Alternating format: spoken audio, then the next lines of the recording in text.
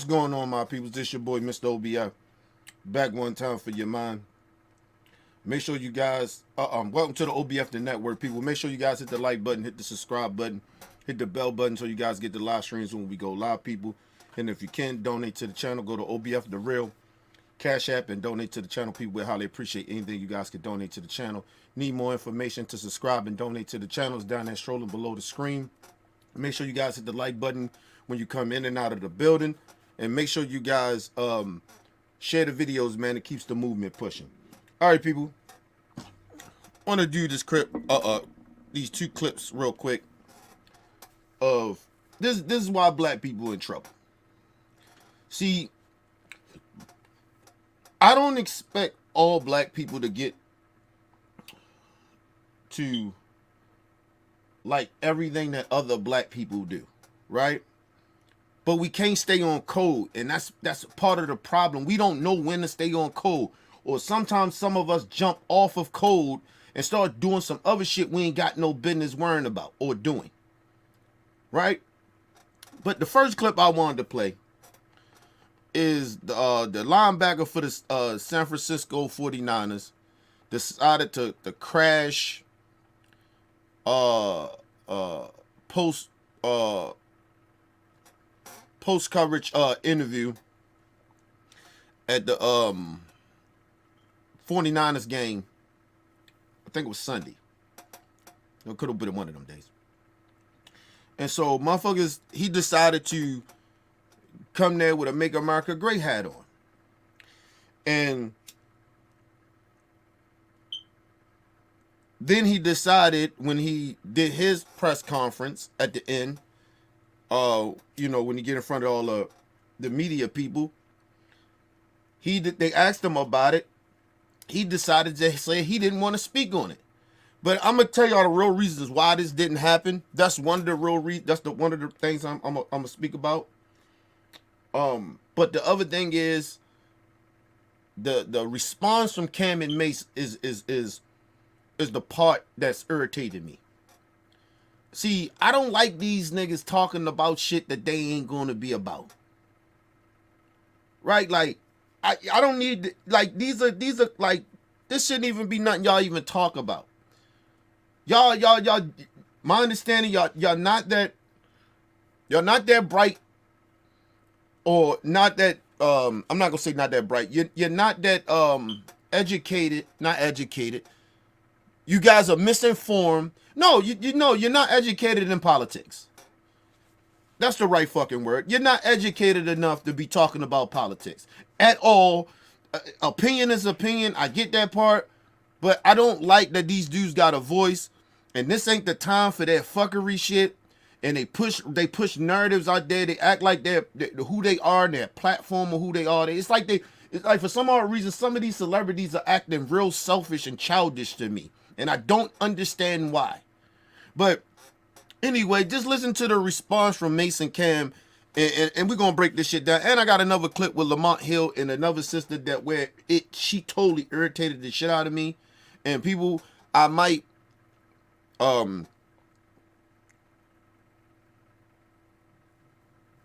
see me take a little not longer break, but I gotta go check. I got ribs on the grill, so I gotta, you know what I mean, and I got the cover on it. So if I was smoking them with the top off or something like that and shit, it'd be better. But I could pay attention from my camera to see what's really going on. But matter of fact, let me see if the shit's still smoking, because I just put some new shit in there, some new charcoal and wood before I came down here. Let me check.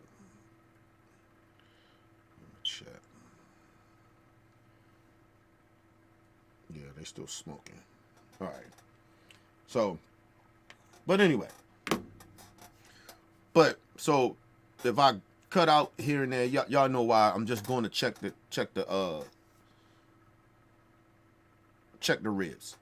And my wife should be back here in about another 3 hours down there, because she's supposed to make the macaroni and cheese and fuck else we having? Cabbage. So, you know what I mean? So we having baby back ribs, cabbage, and macaroni and cheese. But anyway, people. Let's get it. Getting a lot of mixed reviews after video bombing Brock Purdy's Sunday Night Football postgame interview wearing a MAGA hat. When asked about it later on, his response was, "I'm not going to talk too much about it, but I think it's an important time." So, Mace, I'm going to let you go first. What's your opinion on it? And then do you think he's going to face... And the reason he even said that is I'm not going to talk about it, but he still says something a little bit about it. The reason he ain't going into details of talking about that shit, because the NFL came down and got in his ass. And he's most likely going to get a fine. They're going to fine his ass. I mean, they may not, but, you know, they supposed to. It's actually against the rules to wear outside shit at press conferences. Like political. I forgot what that shit called, but it's against the rules to do that shit. You know what I mean? Because you don't really supposed to be promoting, like, political shit. The players don't supposed to do that when they're being interviewed. You get what I mean? They're supposed to wear other, you know, merch. You know what I mean? Because they, you know, they get paid by, you know, companies to wear logos and shit. So you know, it's some shit. I looked it up, but he's supposed to get he's supposed to get fined. But you know how racist the NFL is. They might let this racist motherfucker slide. But anyway, let's move on. That's the reason why he didn't want to talk about it, because they told his ass, you better not talk about that shit. Because your ass is in trouble. You fucked up. But anyway, let's move on. Face punishment for wearing the hat. I think it's even amazing that you say, is he going to face punishment just because he have on a hat that says MAGA? Realistically, every person should be able to view their beliefs. Express their beliefs. You should be able to say what you believe, long as it's not, you know, like damaging to other people in a physical. First of all, Mace, this is why you're not qualified to speak about shit you don't know nothing about. Like I really genuinely have a disdain for Mace. Like I really genuinely don't like Mace now. Like seriously, like I have respect. I have respect for him. But I genuinely don't like Mace, because number one, Mace is a fucking hypocrite, and then number two, you don't know what the fuck you talking about. First of all, I don't know what corporation you think that he works for. Anybody corporation. You just can't wear and do certain shit at a fucking corporation. You don't own that. You don't own that business. If it was your business, then it's different. But they don't own. They are employees. So no, Mace, you don't got the freedom to say whatever the fuck you want to say or express yourself at corporations that you work for, idiot. And just because you and Cam own y'all shit, that's one thing.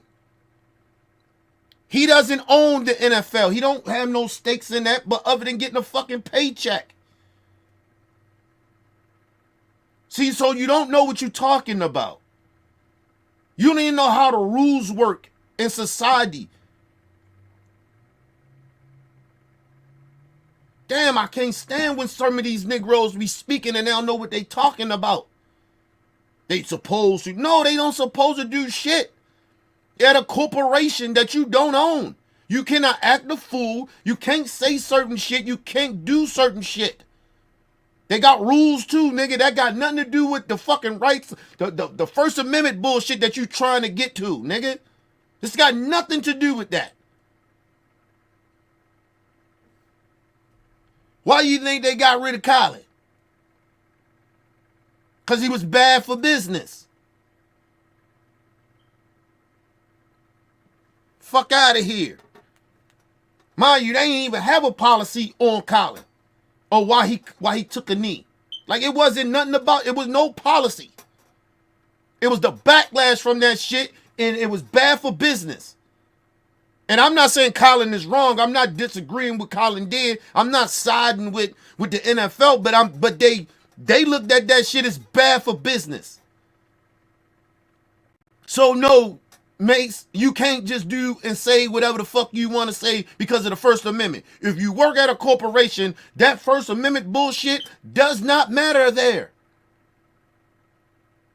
The fuck are you talking about, nigga? But anyway, let's move on. I'm sick of this nigga, man. Or sometimes spiritual way.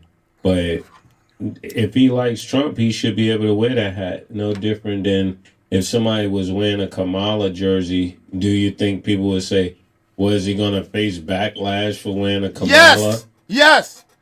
It actually, believe it or not, it actually would have been worse. Because we know a lot of people that watch football or support football is a bunch of fucking conservative, ignorant motherfuckers. Or want to be conservative people. So yes, it would have been even big. It would have been, the backlash would have been bigger. It's not even that big of a deal. People speaking about it, but it's not that big of a deal. You know why? Because the NFL, if Vita got up there and got to talking about that shit, then it would have been bigger. But the NFL nipped that shit in the bud and told his ass, don't you go up there wearing that shit. And you bet not go up there talking about that shit. You went against policy, nigga.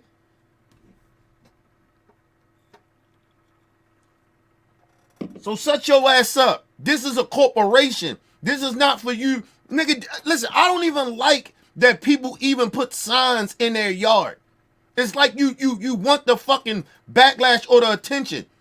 I'm okay with people in a way, because people going too far with shit. I'd rather people don't tell me who the fuck you voting for.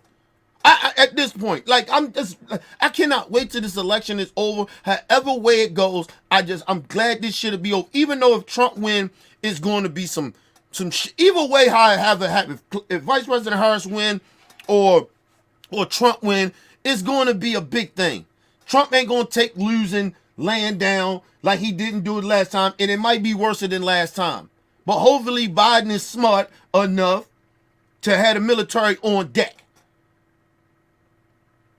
Because if them motherfuckers try to pull that shit again, Biden should be like, we're going to lay y'all ass down. Play around this time. You thought Ashley Babbitt, whatever the fuck her name is, you thought she died. A lot of you motherfuckers have died. If I'm Biden, I wouldn't even play around with that shit. I'd be on deck. FBI, everybody. Everybody be on alert. Get ready. Strap up. Damn it. Excuse me, people. I ain't take my fucking allergy pill today either. But yeah, Mace don't know what the fuck he talking about. That's why I don't even like these dudes talking about politics. That's why I don't even like listen to people that don't know shit about politics. I don't even look at their shit. I don't pay that shit no mind. I don't do none of that shit. I don't give them the attention. The only reason I'm speaking about talking about this Mace and Cam shit is because I want people to recognize it's okay to go over there and listen to them niggas talk about sports. Cause they're former high school athletes.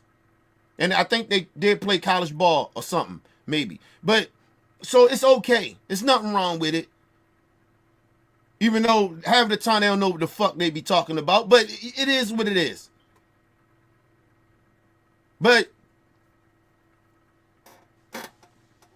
when it comes to politics, I don't want to hear these niggas talking about that. You're not qualified.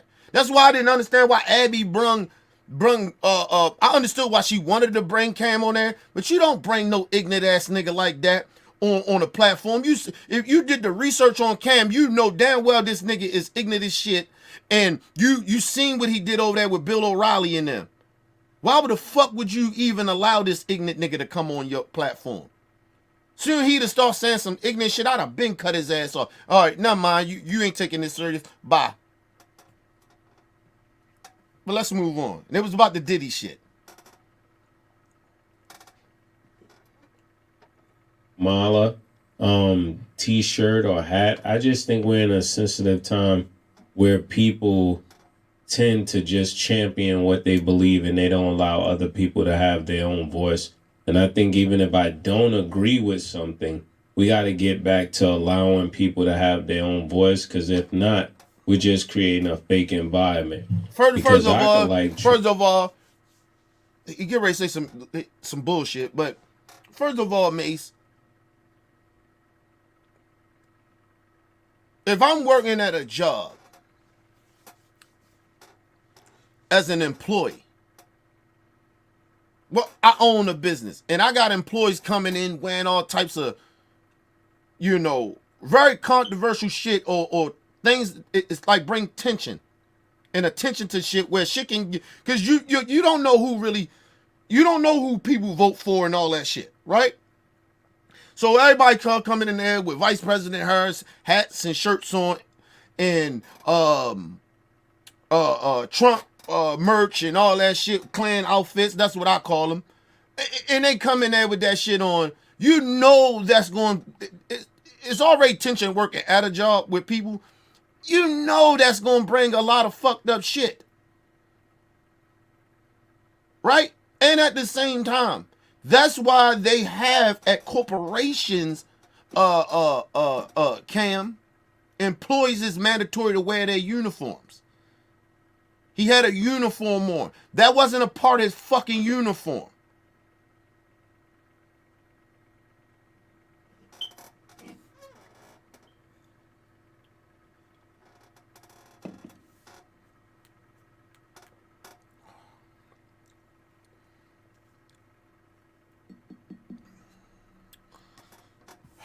But anyway, let me go back a little bit because he said some bullshit that really pissed me off. T-shirt or hat. I just think we're in a sensitive time where people tend to just champion what they believe and they don't allow other people to have their own voice. And I think even if I don't agree with something, we got to get back to allowing people to have their own voice, because if not, we're just creating a fake environment. So hold up. So it's okay too. That's another thing. So it's okay for racists just to be racist.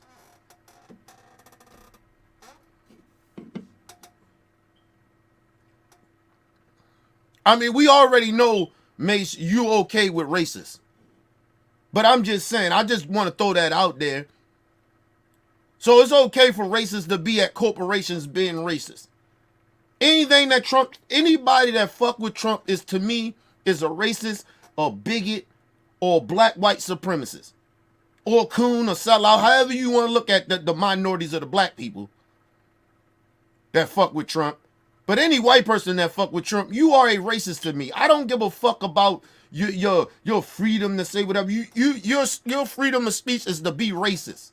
You don't give a fuck about nobody else. You give a fuck about your racist ass. So, Mace, it's okay for people to just go around and be racist. You okay with that? See, these niggas keep talking about the First Amendment and I believe everybody should be able to say whatever they want. No, they should not. Nobody should be able to go around and talk down to other minority groups or any group of people. Just because you're a sucker ass nigga that's a Trump lover nigga doesn't mean that it's okay and talking about people getting soft and all this other shit.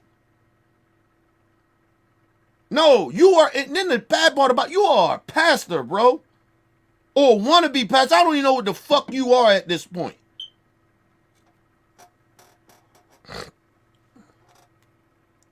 One minute you are part of the church, the next minute you out here hanging. Hey, listen, never mind. These niggas is weird to me. All these niggas is weird. These niggas, the fake religious people, they all weird to me.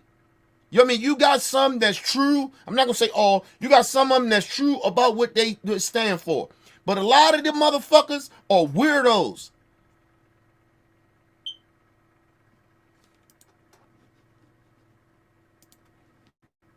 How the fuck you are a, shout out to Talking in the Bedroom. What up, Talk?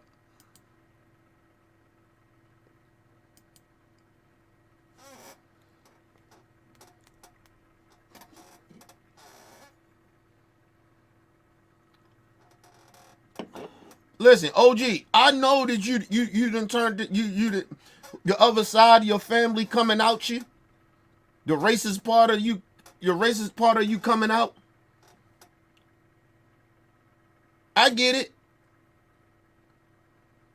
You just saying shit to say shit because you are racist now. You used to be about black people and all the other shit that you used to do until niggas stop fucking with you because we come to find out that your racist part of you come out and you do crack cocaine. I get it.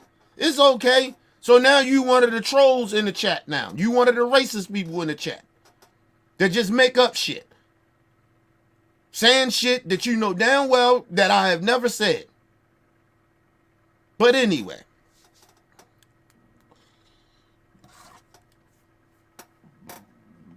Let's move on. Excuse me. I like Trump, but that don't mean you have to like Trump. And that don't mean you're my enemy because you like Trump. And I think that's the maturity that we have to get to. No, first Because of all, if nigga, it ain't that. First of all, you are a weirdo ass nigga, Mace. First of all, nigga, we are past that bullshit that you talking about of that if people fuck with Trump, that doesn't make you my enemy or none of that bullshit. Yes, they are. Any Trump supporter out there, you are my enemy because you stand for racism. I don't give a fuck what color skin you are. If you ride with racists, you are my enemy. If you are a fucking bigot, you are my enemy. If you are a fucking sexist piece of shit, or if you are a homophobe, you are my enemy. I don't know why that's so complicated. Yes, you are my enemy. And you know why? Because y'all made it this way. So now I'm taking a page out of your playbook. You can't keep disrespecting people like me and then think I'm supposed to be like, kumbaya. Come on around. Can we all just get along? We are past that bullshit, Mace. Because you are a Trump supporter and you want to act like we should all still be cool. I don't give a fuck, niggas. Listen, if I was Cam, you wouldn't be a friend of mine no more. If I find out anybody that's a Trump supporter that I know, I don't fuck with you no more. And I'm letting you know to your face. You ain't got to worry about me saying it behind your back. I'm going to say it to your face. I can't fuck with you no more.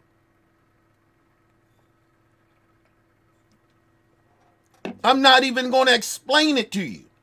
There's nothing to explain at this point. You're okay with racism, so let's just leave it as that. Don't say shit to me, I won't say shit to you. But this whole notion that we going to get along, no. I don't get along with racists. I don't know who told you that. I don't know, nigga, whoever you think you serve as your God told you that. Nigga, fuck that.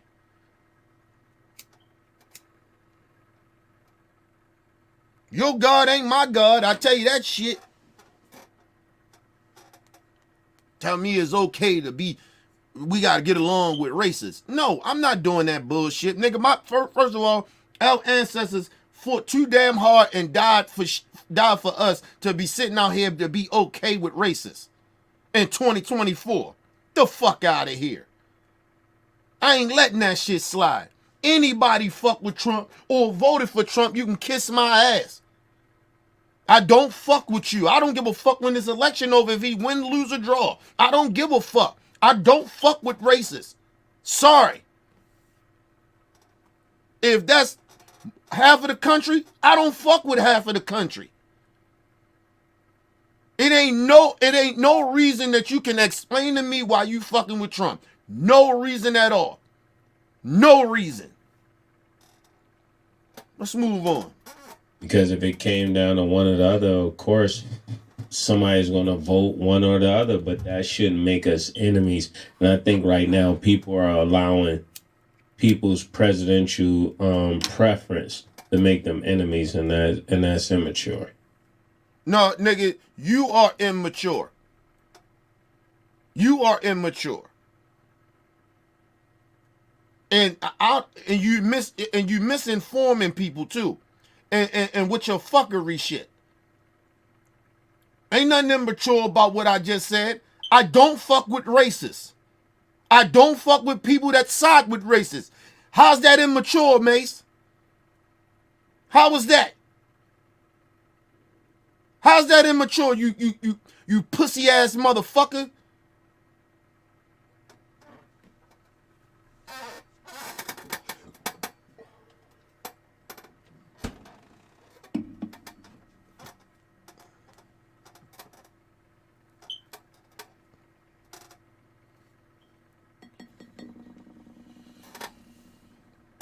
Let's move on, man.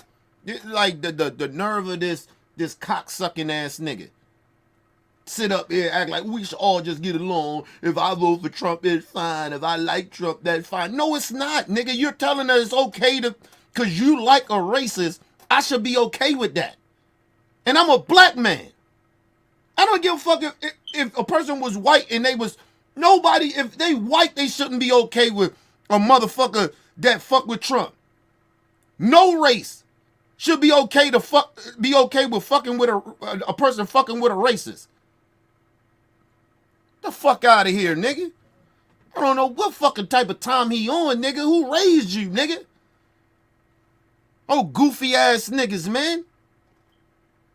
Niggas get up here and say some shit like they making so much fucking sense. You don't make no sense, Mace. You make no sense, nigga. And it's not because I disagree with you. You don't make sense. Tell me how it makes sense that I should be okay that you fuck with a racist. Tell me how that's supposed to be okay. I should be all right with that. Nigga, this ain't just about no presidential shit. This is about racists. Racist ass people and coon ass niggas like you that fuck with racists. The fuck out of here, nigga. They go jump off. Nigga, just go jump off the roof or something, nigga. Nobody give a fuck about none of that bullshit you talking about, nigga. You ain't gonna sucker black people into think, a lot of us to think that it's okay that you okay with a fucking racist or Negroes like you or any race, any white person or any other minority that fucking side with a racist. To think that shit is okay, we should still just get along. We should just respect that. No, I don't respect racists. You know why, Mace? Because racists don't respect me. And they damn sure don't respect your coon ass.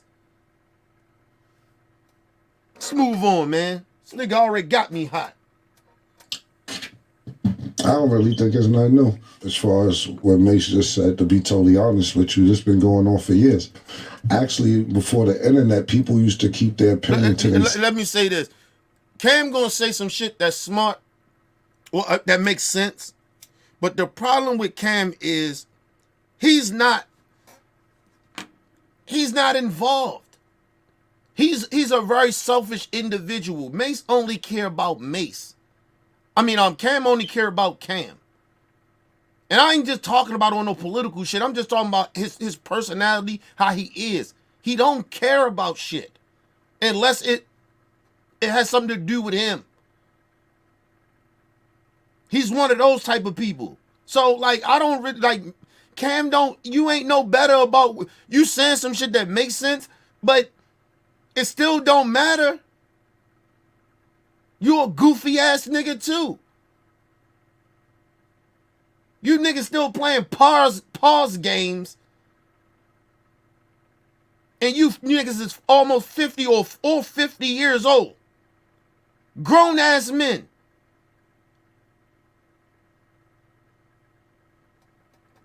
Fuck out of here. Into their cell phone who they voting for. Like, Yeah. I'm not telling them, like Stat. I'm not telling niggas who I'm voting for. And no, what I'm saying is that I'm not even putting you on blast. I'm saying that's how niggas be rolling. Yeah. Nobody. Yeah. It's like you consider, like the nigga Chris Rock made a joke years ago, and he'd be like, "Yo, who you voting for?" And they be like, "Yo, man, you getting a little too personal. Like, yo, you're actually in my business now." But back to the topic, you know. First of my all, wife was that's come from white people. Black people will tell you who the fuck they vote for. That's not us. We never have done that shit. Black people will tell you who we voting for, and we don't care. And whoever know about it. It was just racist ass Republicans that wouldn't want to tell you who they was voting for. Because they didn't want to come off as I'm being racist.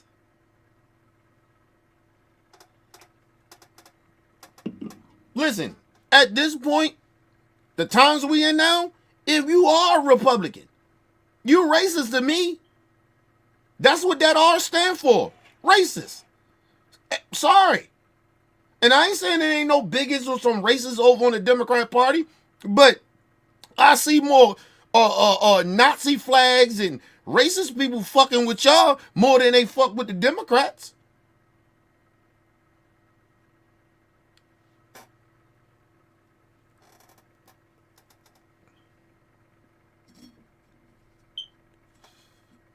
And I ain't gonna lie to y'all. Every time I see Chuck Schumer, listen, Chuck Schumer look like a racist to me. I ain't even gonna lie to y'all. It's something about, listen, I don't want to be disrespectful to all Jewish people, but sometimes you look at certain Jewish Europeans, sometimes you can look at them in their eyes and they got this disdain racist look. I don't know what the fuck it is, but they do. Some of them do. And then come to find out, a lot of them racist. I ain't saying all of them, but a lot of them be racist. It's a motherfucker. So sorry. Sorry whoever may get offended, but it just is what it is. I ain't say all of y'all. I just said it's a lot of y'all like that. Sometimes you can look at white people sometimes and see that they racist. Shit, even like some of the coons you see, when they face expressions, you can see that like, oh, they on some coon shit. I don't know what it is, but you can just see that shit. I can see it. I don't know what it is, but I can see that shit. But let's move on. My wife was sucking my dick last night and ate my ass and this, that, and the third. They'll talk about all type of shit, but won't tell you who they're voting for. That was actually at one particular time held sacred, and you wasn't supposed to say who you were voting for. But fast forward into what Mace said, it's in an era where you're absolutely right. You shouldn't be able to be not cool. First of all, he putting out misinformation. That's why he shouldn't be talking about shit, because that's not what that was. When Chris Rock made that statement, because the crazy part about it, Dave Chappelle did almost the same exact joke. He just did it in a different way. It'll be white people doing that shit. It's always been white people. It ain't never been no black person that you be like, hey, you getting too personal. No. So that's when it comes who you voting for. Fuck no, that's not even black people shit. But let's move on. Because you don't like one person and another person likes another person. Like right now, two of my friends are really beefing. Like first of all, that's been life. If I don't fuck with somebody and somebody supposed to be my man, and he fucked with somebody that I don't like, I'm looking at that nigga a different type of way. I don't give a fuck who it is. If my wife don't fuck with somebody, I don't fuck with him.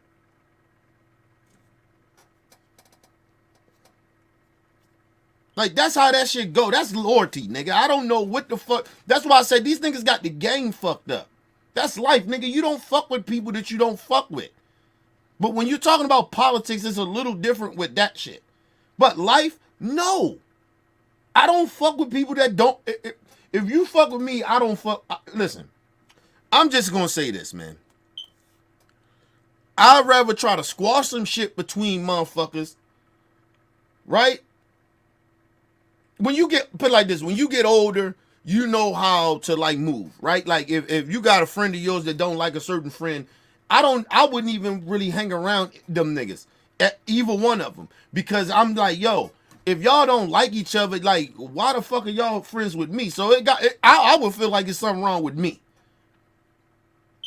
I can't be cool with people that don't like each other, like, cause everybody gonna always be on some bullshit. It's always gonna be some drama. Shit, I learned that from the past fucking relationships with OBF. Like, seriously. You can't fuck with people that don't fuck with other people. Like, and you get stuck in the middle of that shit. Then you wind up seeming like you taking sides. That's why I always try to squash shit between people. Or I give ultimatums to niggas. If I don't fuck with somebody, you can ask OBF members. If I don't fuck with somebody, y'all fuck with them, I don't fuck with y'all no more. Like, it just is what it is. I'm sick of this whole notion that motherfuckers gotta like people that they don't like. You don't fuck with people, you don't fuck with them. But you're not gonna put me in the middle of it, and I ain't gonna put you in the middle of it. So I gave you, it's like an ultimatum, nigga. You however you want to look at it. If I don't fuck with somebody and you fuck with them, hey, I don't fuck with you. That's how that goes. I'm sick of this whole notion that we gotta get along, try to get along with people that don't want to get along with people. Fuck that. I have a moral compass of not fucking with certain people. It's not because it's not, a lot of times people, it ain't because I just don't like people. It's a moral shit with me. I live by morals and principles. That's how I move. So if I don't fuck with somebody, it's mainly because it's most likely a moral thing. I can disagree with people all the time. That ain't got, I have no problem with that. But some shit comes down to morals. And if your morals is off from mine, I don't think I can rock with you.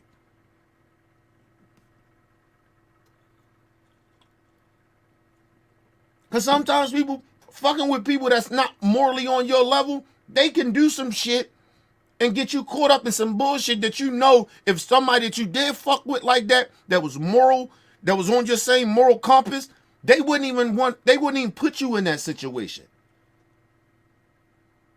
You wouldn't have to go out of your way to defend that person if they did some shit that was wrong. You wouldn't second guess that people would do certain shit. Because you know their morals, they on your same moral level. Fuck out of here with that shit. I'm not doing, listen, in 2025, I ain't doing that shit. If you morally ain't on my level, I'm not rocking with you. I don't give a fuck if you family members or not. Like I said, I don't fuck with a lot of family members right now. I keep my distance from them because morally, it ain't no way I can hang around you like that. If it's a gathering or funeral or something like that, maybe for a couple of hours, I can do that. But it all depends what it is, of how the moral thing and what it is. Because sometimes morally, you just can't fuck with people. You can't hang around them. I had a friend of mine, I grew up from the sandbox with this nigga. This is my nigga. I can't hang around this nigga no more. Morally and maturity level, we're not on the same page. Love him, but I can't rock with him.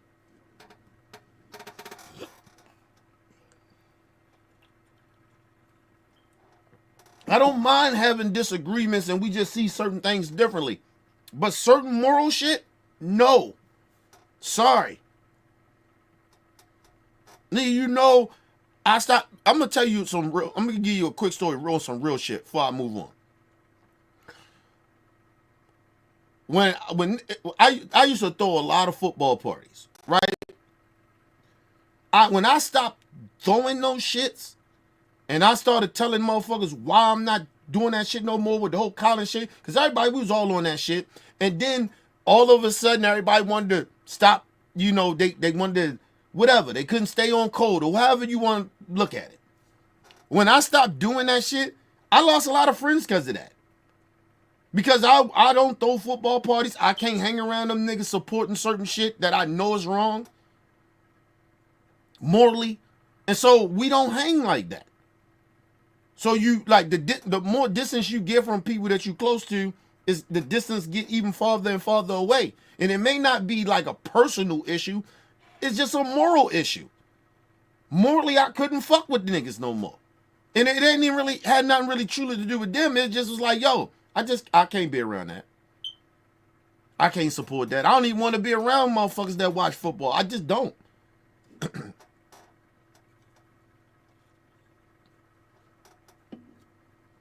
I remember motherfucker asked me at the job, did you see the game? No. I said, bro, I don't watch football, bro. Like, oh, you ain't into football? I said, no, I'm into football. I don't watch that shit because of the whole Colin Kaepernick shit. Tell niggas the truth. And niggas don't bring that shit back up to me. We still cool. Like cool to a point where we speak or whatever, or have certain conversations, but these ain't people I would hang out with. This is a job thing. I understand you got to be professional at your job. But I don't hang around with none of them niggas. Shit, the whole summer, niggas You know, they throwing cookouts and shit for the job. I ain't go. Fuck, I'm going for.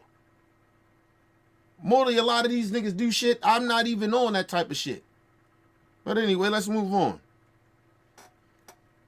Jacob York and Duke the God are in a real battle right now where they're angry. Jacob's laughing. Duke is mad at Jacob. They're beefing because they have two different opinions. And it's really like to the point where Duke says he can't answer for Jacob because Jacob stresses him out and he doesn't see the vision on what's really going on in this country. So that's not an opinion, bro.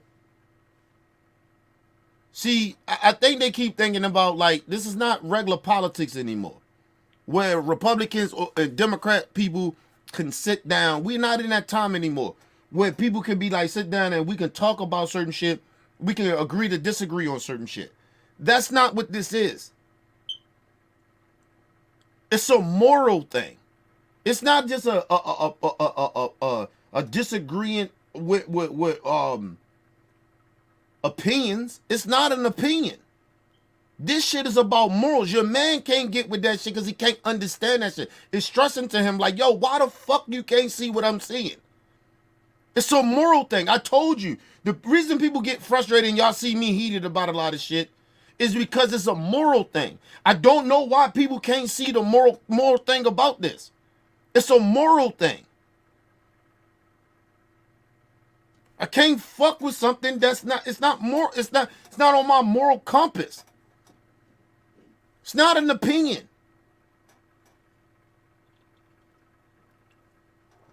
Listen, people, I don't mind sitting down and having conversations with right-wingers about policies. But we can't do that right now. This shit ain't even fully about policy anymore. This shit is about moral compass.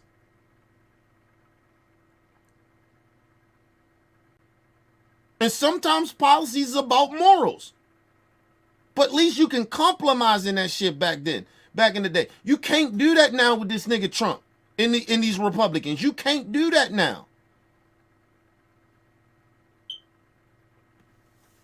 They don't, like, you just see one side that just really genuinely don't care at all. That's the Republican side, Trump people. Then you got the Democrats, they half-ass do shit. Once some shit they morally stand on, then other shit that you be like, yo, what the fuck? That's morals too. Like, you see, that's why I'm not a Democrat or a Republican. Because some shit is morals. Morally, I think both parties are empty in a way. But one side is worse. They genuinely don't care about nothing. Unless it benefits them. To keep them in some type of power. Or have power over others. And that shit ain't cool. Let's move on. And it's bad. Like, I'm talking about, really, Duke is really angry, like screaming. I'm like, yo, you gotta relax. And that's the way it is. But to be totally honest with you, Democrats to me and Republicans are set up like gangs. One is blue, one is red. First of all, Talk said some good shit. He said if you ask Mace why he support Trump, he cannot tell you the reason why. No, he'll tell you why. As he said it a while ago, that's why I don't fuck with Mace no more. He a coon to me. He said that because he liked Trump.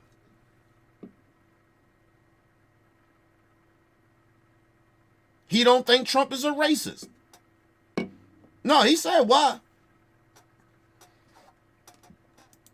So, not saying you're a liar or anything like that, Todd, but no, he know why he fuck with Trump.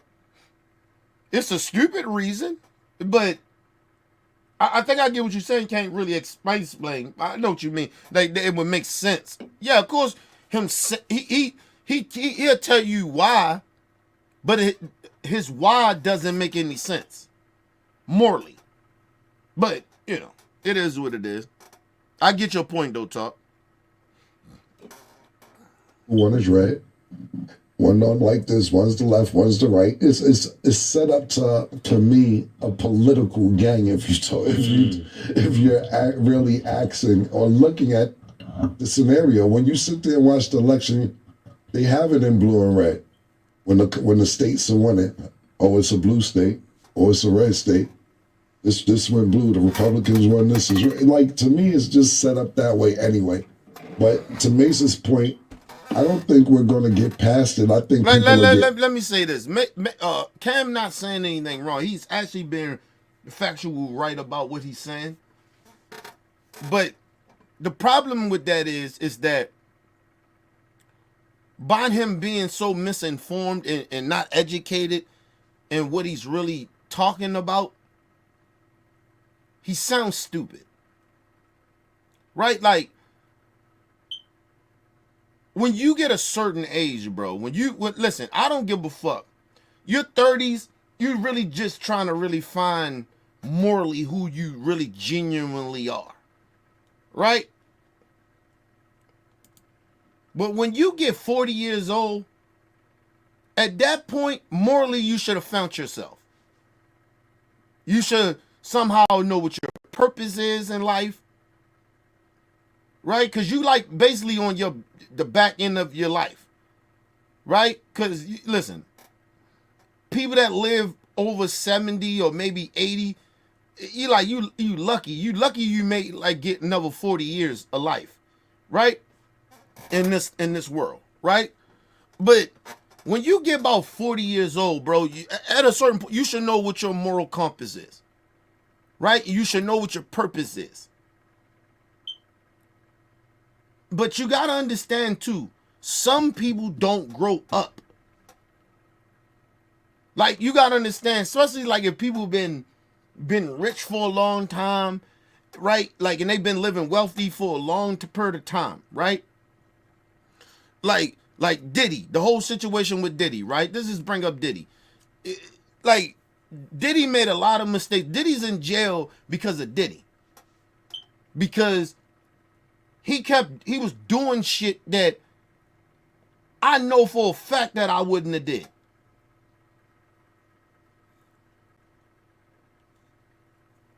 Especially if I got a lot of dirt like that. Like, you know what I'm saying? Like, I did a lot of dirt and this shit can backfire on me. Like, fucking with them people and shit. With that Ciroc shit. He ain't supposed to did that. Nigga, you supposed to kept riding this bitch till the wheels fell off. You already committed. Should have been threatening them, trying to sue them, and all that shit. Nigga, you had all this money. You should have just took a lot of that money and created your own shit. You had enough money to do it. He was popular enough. He had enough money to be like, you know what? I'm gonna make my own liquor. I'm gonna get my own liquor shit. I'm creating my own liquor. Fuck that Ciroc shit. I'm creating my own shit. He was big enough to do that. But nah. He was stupid. And I ain't gonna say stupid. He was too arrogant.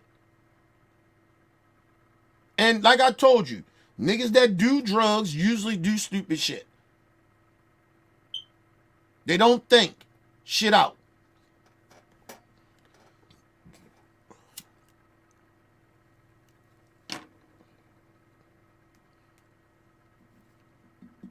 And the bad part about it, when you know how the world works, but then the drugs fuck you up to forget how the world works, how society in America works. Like, you ain't supposed to be fucking with them people, man. All right, they wasn't paying you what you wanted. You was trying to go on some pro-black shit. That's fine. You should just let them have that shit. You didn't even own it.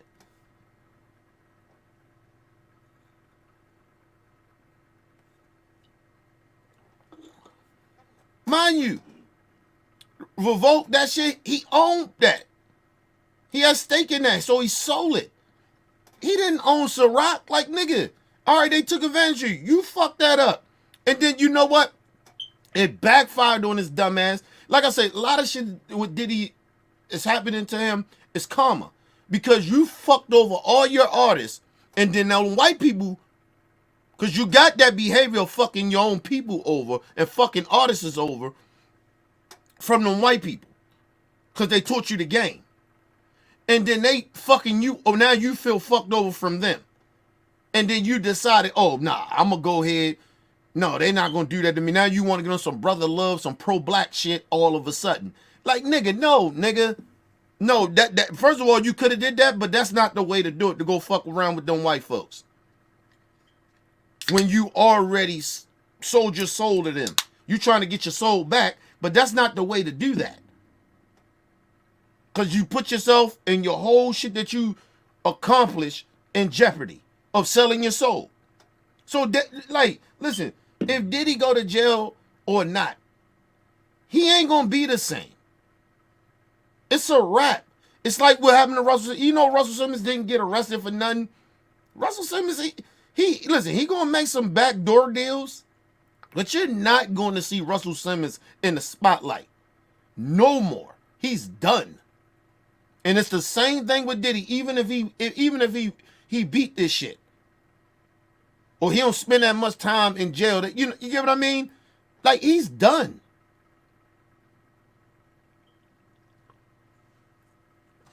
You crossed them white folks that you sold your soul to, nigga. No. They are never going to allow you back in the fray. They are never, you are not to be trusted now. You was a token trusted Negro. That's why they allowed you to be in that space. They thought they could trust you. And then come to find out you got tapes and shit on them, allegedly. Nigga, no. Diddy's done. Regardless of how the outcome turns out with this case. He's done.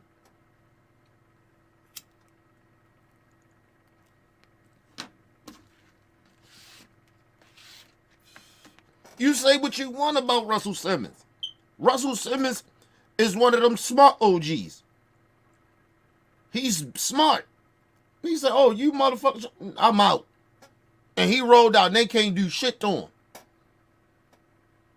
They can't do a motherfucking thing to him. He is fine. He ain't saying nothing. He probably did some shit that they didn't like that he did. Right?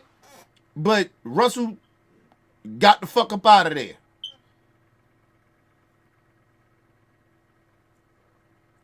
Russell used his power. You don't see the feds fucking with Russell.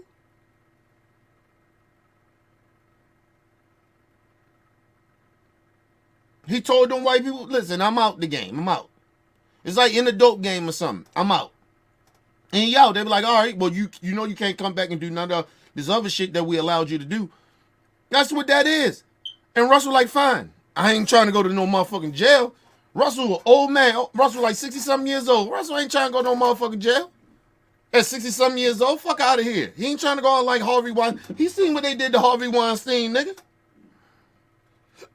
R. Kelly, get the fuck out of here. Nigga, listen. Russell got the fuck up out of there. He don't even live in America, nigga. He don't live here no more. He got the fuck up out of here.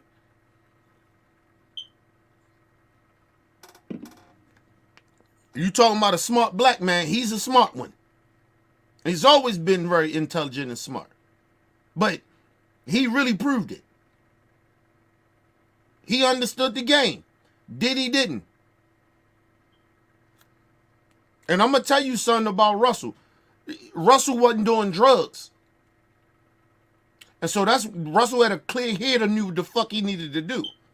Diddy's getting high and shit. Just like a fucking crackhead. Just doing stupid shit. You didn't know this too. This just came out. They wasn't even going to arrest Diddy. Because you know Diddy was an informant for the FBI, for the DOJ and the CIA. He was an informant. They wasn't even going to arrest him. He fucked up because this dumbass thing, they told him, long as you are not riding around in your have your private jet close, we ain't gonna fuck with you. Because they learned from, and I'm gonna tell you something, they learned from Russell. Long as he didn't do that, they was not going to fuck with Diddy. Diddy brung this shit on himself. He fucked up.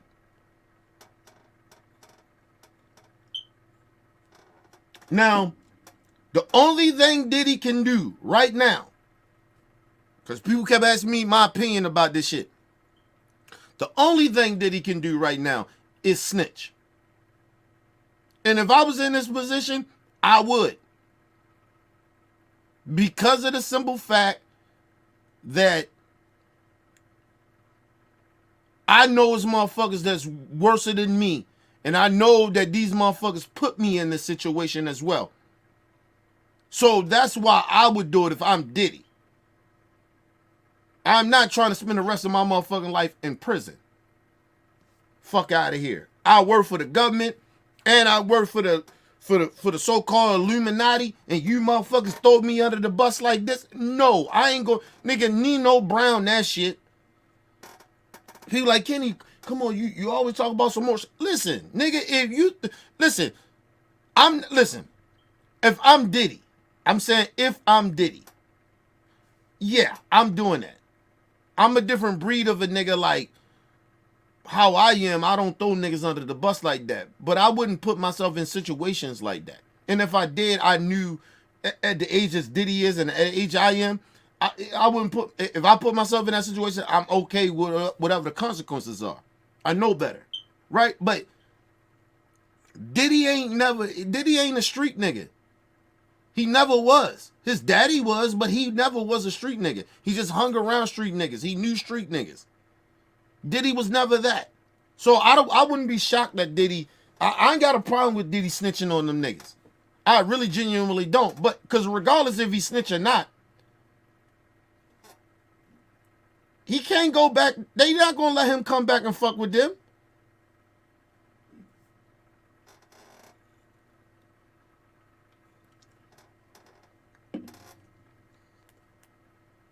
Even if Diddy go down as like a G and fight that shit and he win, they still not letting him back.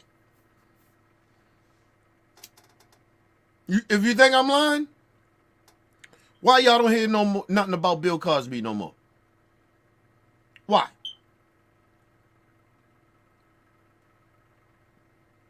Because Bill went against the grain.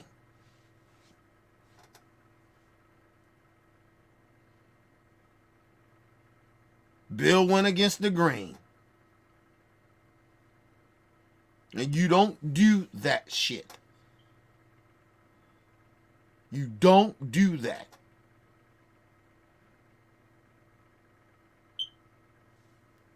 And he can't, you won't see Bill out doing nothing. And you know what? And Bill's smart. Because he know why he got in that situation. So Bill ain't trying to get out there and do nothing. Everybody's like, oh, Bill gonna come out and do. And plus, Bill old as shit. Bill like almost 80. Bill like, fuck that. Nigga, I'm just living the rest of my life. I'm still worth $1 billion. Fuck worth. Bill Cosby is a billionaire. Genuinely is a billionaire. He ain't got to do nothing else.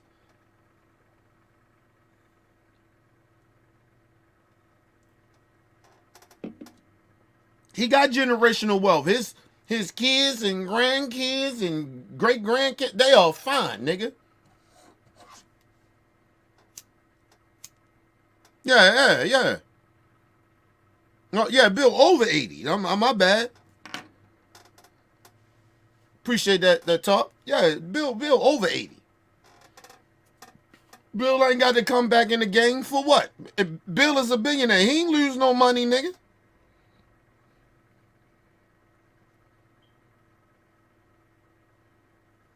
Nigga sitting out there acting like Bill Cosby need to come back. For what?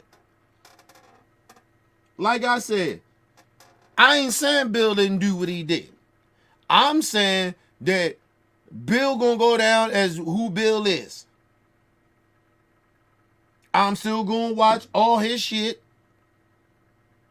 He's still an icon in the black community. If the white racists can do it, so can we. Bill ain't own no slaves. That's what I know. Yeah, listen, he might have drugged and raped some women. I'm not saying I'm okay with that, but I'm just saying these white people who run around here and glorify racist slave owners that rape and molested black women, men, and children, and sold us off. You ain't heard that about Bill. So sorry. He might have raped some women. I'm not saying I'm okay with that. But hey, if they can ignore that shit that their so-called ancestors did, so can I do with that Bill. So we can do that with Bill.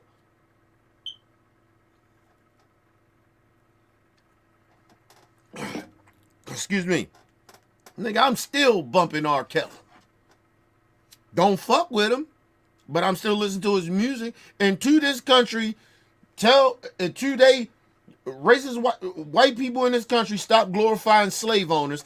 Nigga, I'm okay. Listen, it's okay to listen to R. Kelly music. At least we admit that he ain't shit.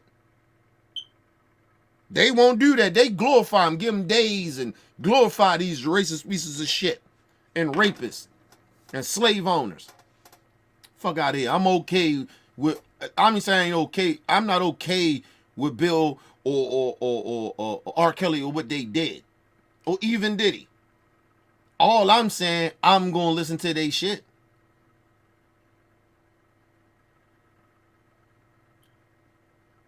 I'm petty in that way. Fuck that. Anyway, let's move on. People will get over it, but every 4 years when this comes around, people are going to get sensitive and have attitudes and don't understand why. And you're right. First of all, Mace, that's just bullshit. I'm sorry, Cam, that's bullshit. First of all, the country been on edge since Donald Trump ran for president in 2015. Shit, I can even go farther than that, even with Barack Obama. Shit ain't been the same. Listen, you go look at the Obama era, and you started to really see racist white people be racist. Call them all types of monkeys and shit. That shit was already there. Calling Michelle Obama a man and all that other shit. And they sit, and the bad part about it, they sitting there talking about this sister, calling all types of monkey, talking about she look like a man, but they laying up with a snaggletooth bitch that ain't got no motherfucking teeth. Ain't got a good dental plan. But they calling Michelle Obama all types of monkeys and transgenders and all types of goofy shit they was doing. Yo, get the fuck out of here. Mace, I don't know what, Cam, stop talking about shit that you ain't qualified to talk about, bro. This ain't every 4 years, yo. This shit been happening for the last, you can say even the last 20 years. Since Obama he won the presidency.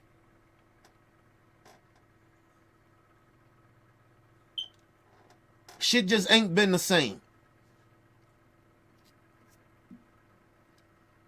But when that motherfucking Trump got in there, he took that shit to a whole nother level with that shit. And that shit ain't been the same. Ain't been the same. So nah, Mace, this ain't every 4 years. This shit is happening 24/7. We are past every 4 years. This shit is happening 24/7. And then mainly because, and I'm going to tell y'all why this shit is the way it really, truly, genuinely is. It's just not all on Trump. It's social media. You know about a lot more shit. You see a lot more shit than you would normally see. You just can watch the news or the mainstream media and they give you certain stories. Now, you know why the mainstream media is not trusted and they dying, though, like not dying, but like they're not doing as well as they used to be? Because of social media. Because on social media, you get shit faster. You will find out on some shit on social media faster than you'll find that shit out on mainstream media.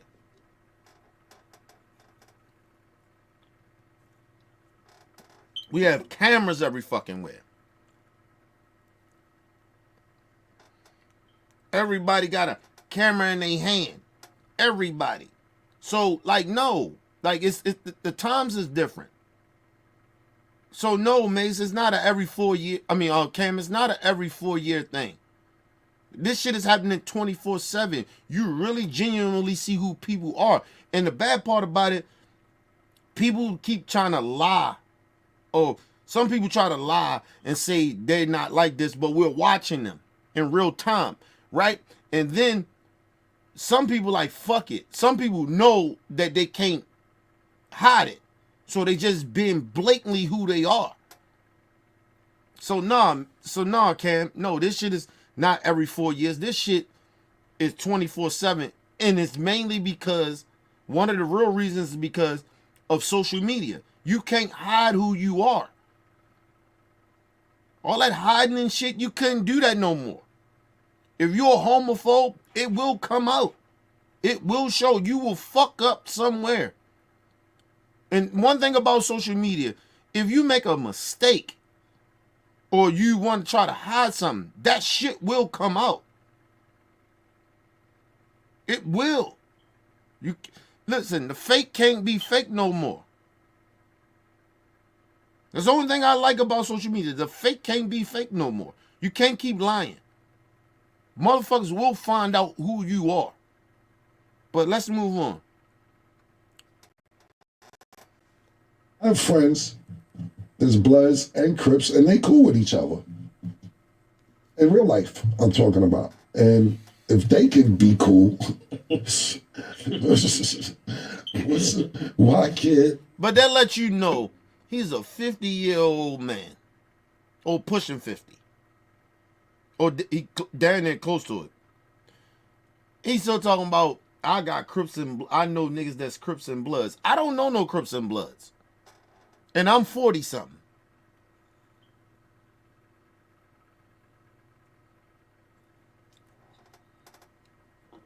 And what I mean by that, listen, I'm not saying I don't know any Crips and Bloods. I don't hang around Crips and Bloods.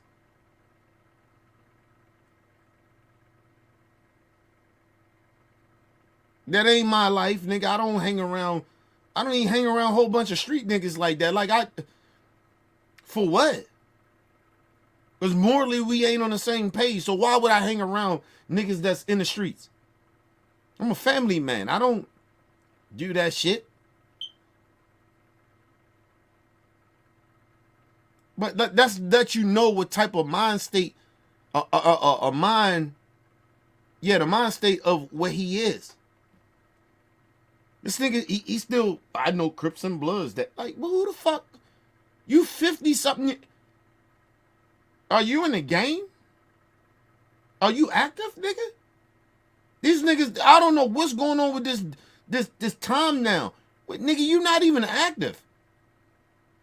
I'm not hanging around no gangster niggas or street niggas or no gang members and shit, no Crips and Bloods, and I ain't active? For what? And if I'm hanging around them, it's a reason why.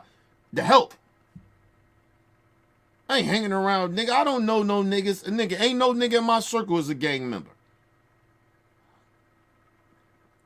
I don't fuck with no gang members. No street niggas. I don't fuck with them.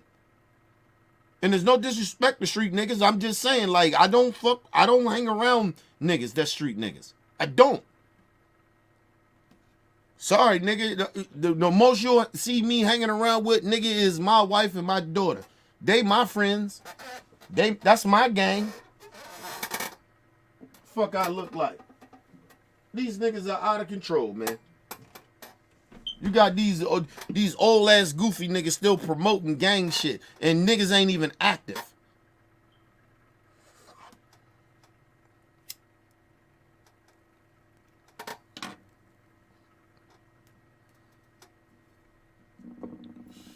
It's like motherfuckers want to bring attention to themselves.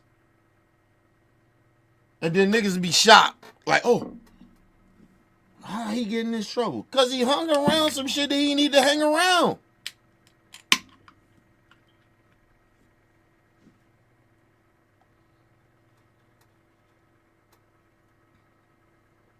Nigga, I ain't doing no videos to hang around in the hood because to show you how I used to be a hood nigga and I'm still down with my people.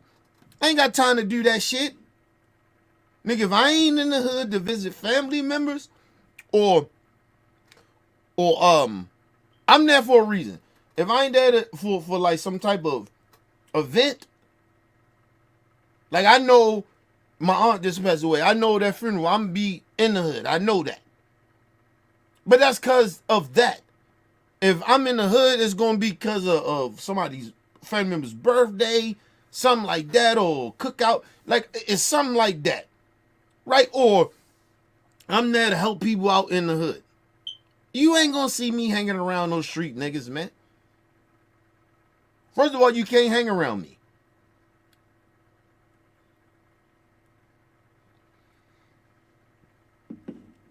First of all, number one, a street nigga don't want to hang around me. I'm just telling you that now. You ain't gonna want to hang around me for what? Unless you try and get your life together or some shit like that, I don't know why you would want to even hang around me. Number one, I'm boring as fuck. And number two, nigga, I ain't even on that type of time.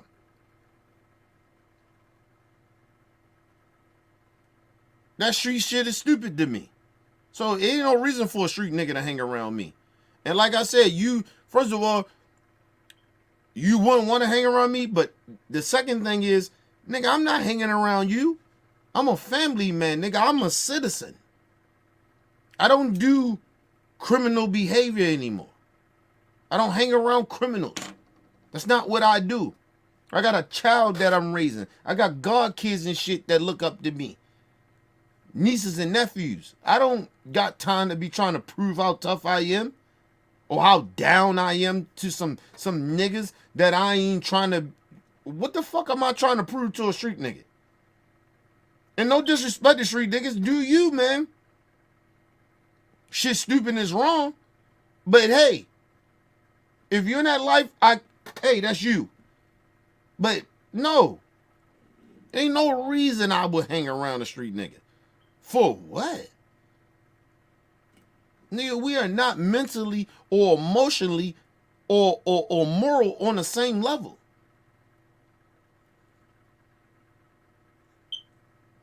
I told y'all, just because I can understand street niggas don't mean I hang around street niggas. That don't mean I condone what they do. I'm not a part of that shit. Nigga, you see me, nigga, I'm by myself, or I'm with my wife, or I'm with my daughter, or I'm with my nieces and nephews or some shit like that. Or my god kids, nigga, or friends of mine that's morally on my level. Other than that, you won't see me. You will never see me. I don't do that. Or I'm doing some shit for the hood, or I'm hanging family members go, for certain situations I told you about. Other than that, you won't see me. When my grandma told me, she said she was not mad at me, but she didn't want to talk to me and shit like that, is because anytime I come around, she didn't really want me around because of who I used to be. And my grandma, outside of my wife, know me better than anybody. And when she told me that shit, it hurt my feelings for a minute, but after a while I thought about it, I said, okay, I get it. It's because, nigga, she know. Number one, I'm a real nigga at heart, right? And the street raised me, and she knows that. And so, even though I'm mature, I got certain shit, I got my shit together a little bit, she knows shit can trigger me, because I'm a moral nigga. And I'm a former street nigga, so certain shit you can't do to me. A motherfucker play with me a certain type of way, I don't play like that. So my grandma knows that. So she's like, nah, nigga, you can't come around here. No, I don't. Not can't come around. I don't want you around.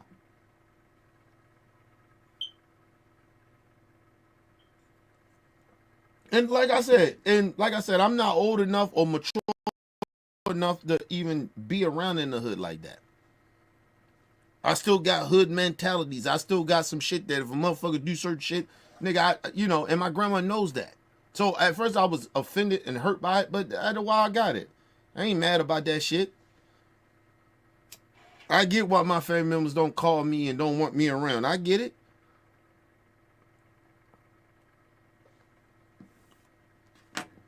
My mentality, nigga, you play with me, you don't play me like that, nigga, I kill you. I don't play like that. I don't play in certain shit.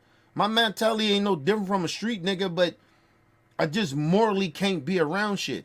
And actually, it's not even good for me to be around that shit. That's all I know.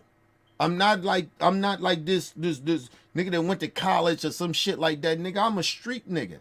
I'm a former street nigga. I got a mentality like a street nigga, but that I move on principles. All my principles, a lot of that shit comes from being a street nigga. So I don't move like a lot of people. I move like a street nigga. So, you know, even though I ain't part of that shit, I still move like that. And my grandma knew that, so I can't be mad at that shit. But anyway, let's move on. The Republicans and Democrats, no matter what you believe. Stat and the Republicans be cool. Yeah, I don't know.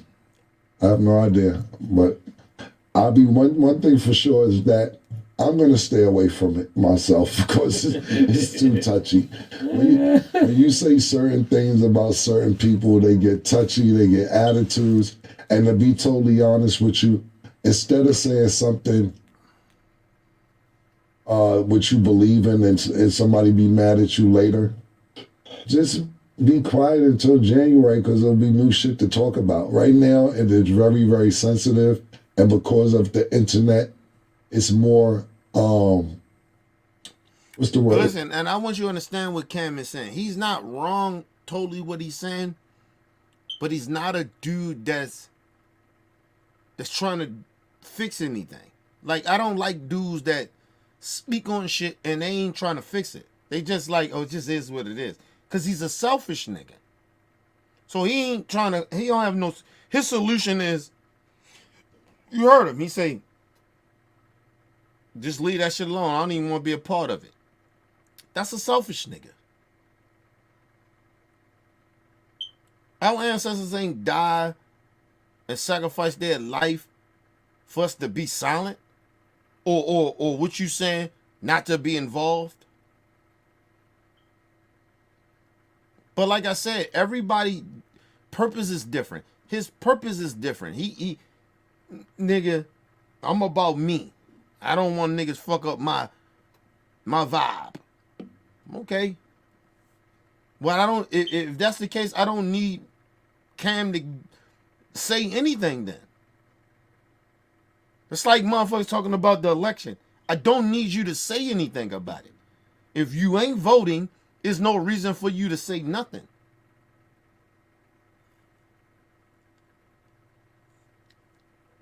Don't come fucking up about shit.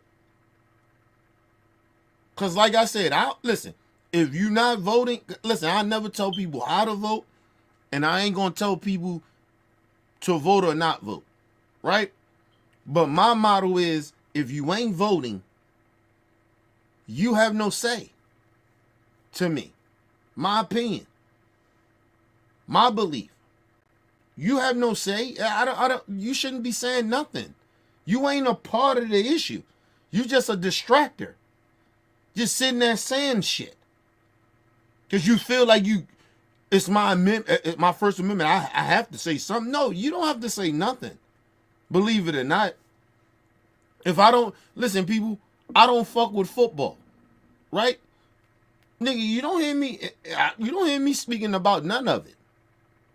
At all. The only reason we even speaking about the dude with, I ain't even talking about football. I'm talking about the political part of it. I'm not talking about football. I don't give a fuck who win or lose. I don't care. That shit is irrelevant to me. So I won't give my 2 cents into anything about football. For what? Why would I care about? I don't care about that shit. I'm not involved. I had no say in that. I don't care what happens with football.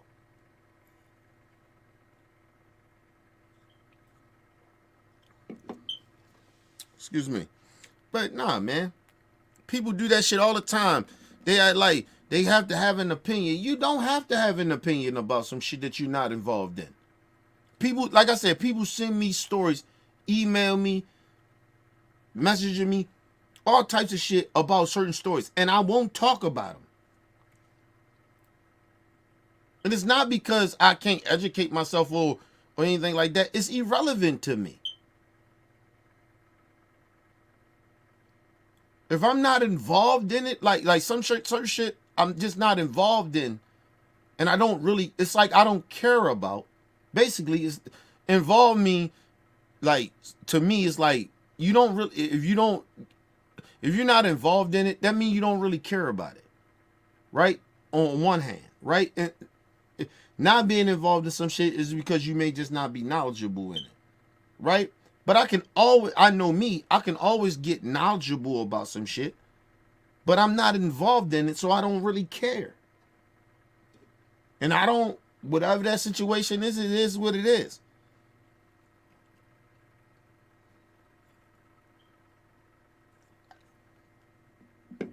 Hold on, people. Give me 1 second. I gotta check these ribs. Give me 1 second, y'all. 1 second.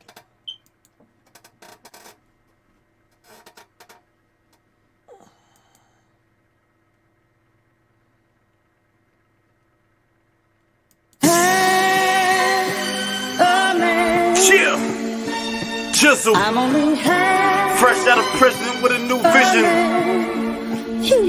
Trauma, cartel, route,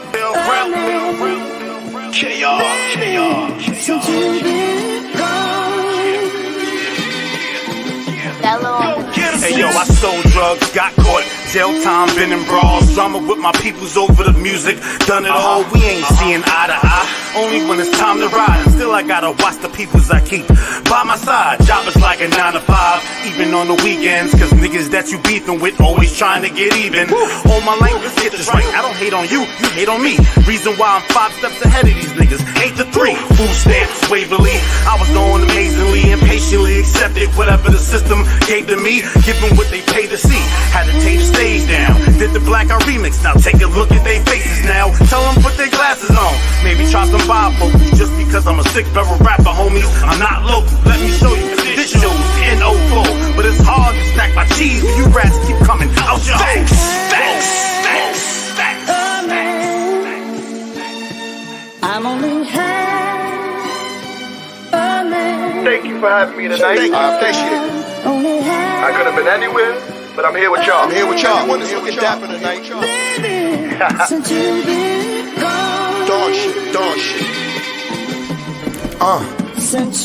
Back then I didn't have much, but I had a pre-rolled Dutch, quarter water for my packed lunch.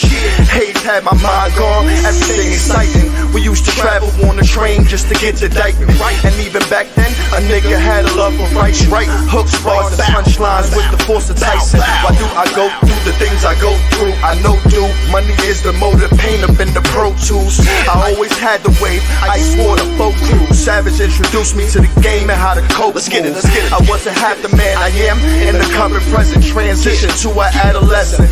Loud up on my clothes, smell like effervescence. Used to cut class spin after they take attendance. Brushing my waves until they spin while I'm on detention. Opposition couldn't measure up. At this point, I was that nigga they couldn't level up. You already know Jizzle, man. Shout out to my kids, man. Jalen and Justice, man. Daddy loves you. I told y'all I was gonna be here for the moment you open your eyes till I close mine. I keep my promise. You heard?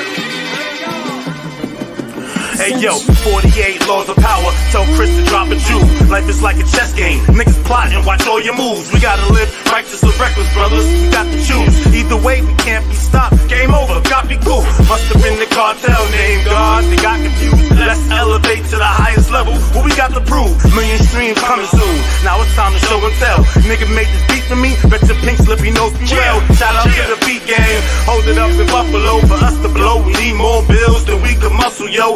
L.I. number 7. 3 is for the letter E. Change it up so people can get a better understanding. Knowledge and equality.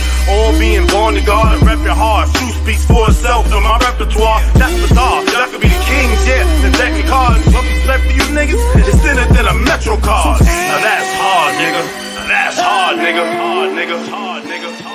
I'm only half a man.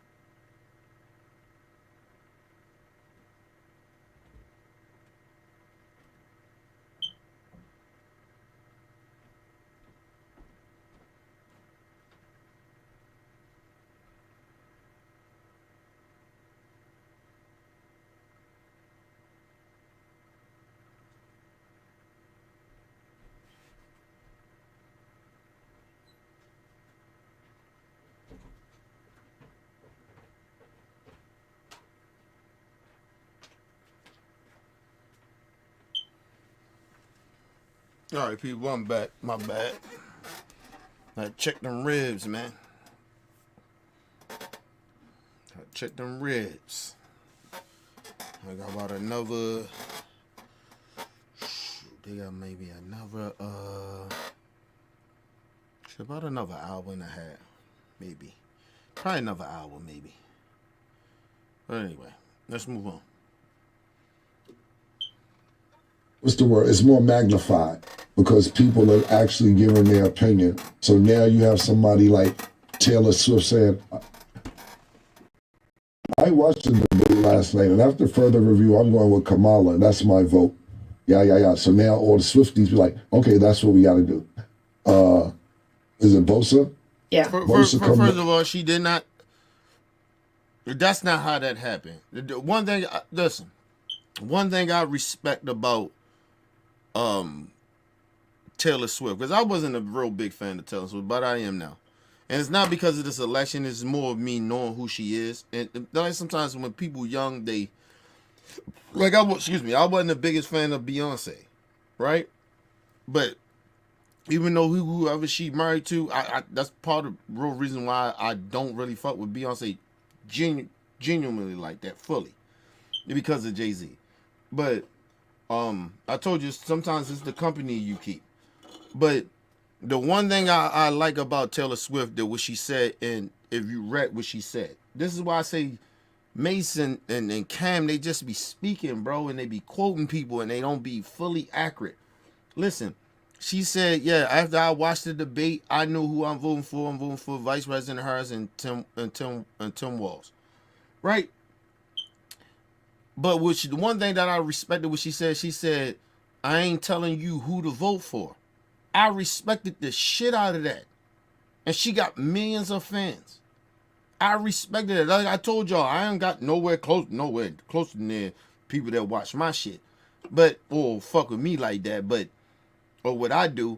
But I'll tell y'all that shit all the time. Like, I don't tell you who to vote for and none of that shit. I want y'all to do the research yourselves. I'm just here to give you information. It's your choice to take my information and educate yourselves. And I respected I respected Taylor for saying that. I'm not telling you who to vote for, but I know who I'm voting for. At that last that debate.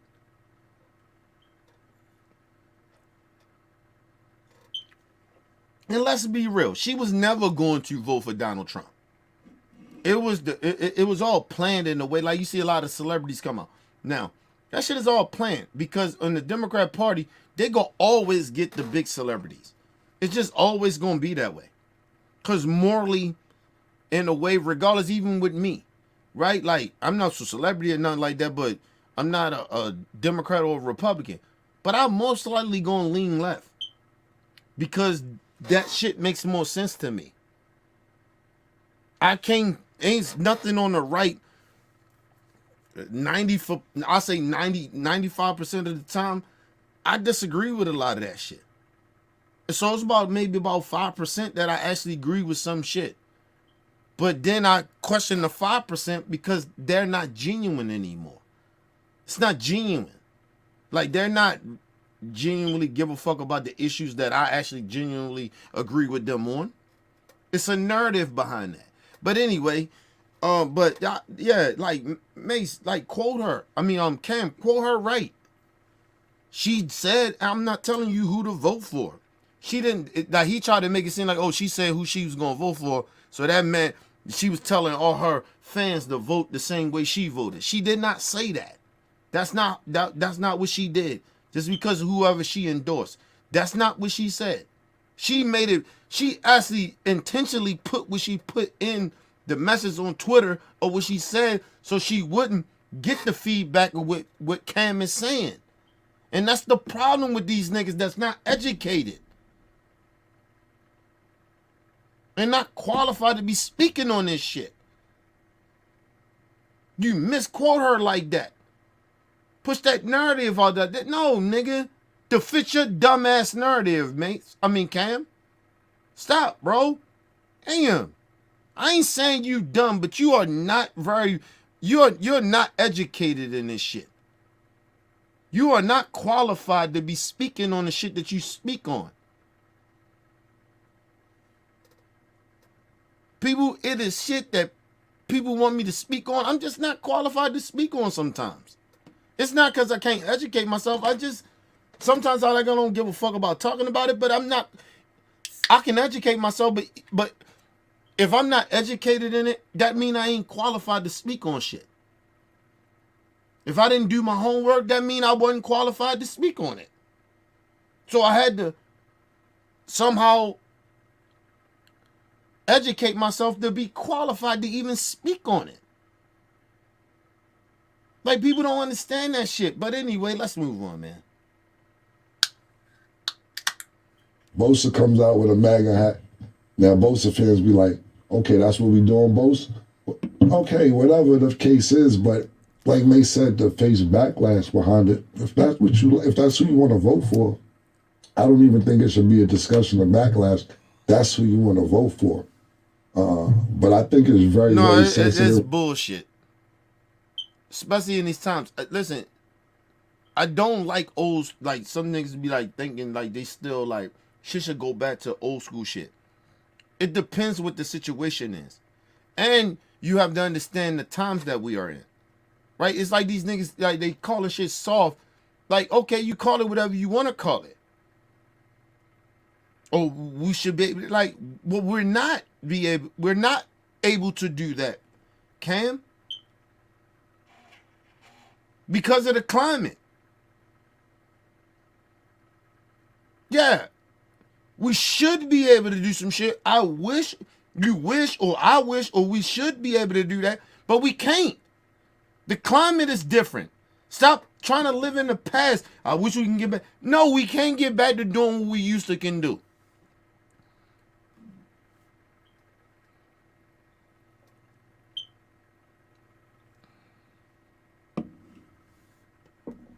We can't.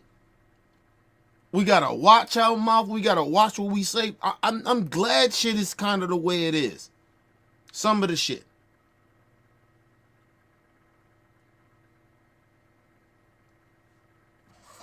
Motherfuckers gotta watch what they say. Motherfuckers gotta watch what they do, how they move. That ain't nothing like the times we in. People are, we kind of, we censored and people trying to take their voice. It's not that. We always had that. Republicans ones as brazen as racist as they used to be. They wasn't like that. They would watch their mouth. They would watch what they say. They would think about what the fuck they saying before they say it. Now they're just saying whatever the fuck they want to say. You keep thinking, back in the day, motherfuckers watched what they said. You can get your ass whipped saying some racist shit to some black people. You get fucked up. You couldn't be amongst a whole bunch of black people like that being racist. You get fucked up. Now motherfuckers is like, it's okay, let them say it. And it's black people saying it. No.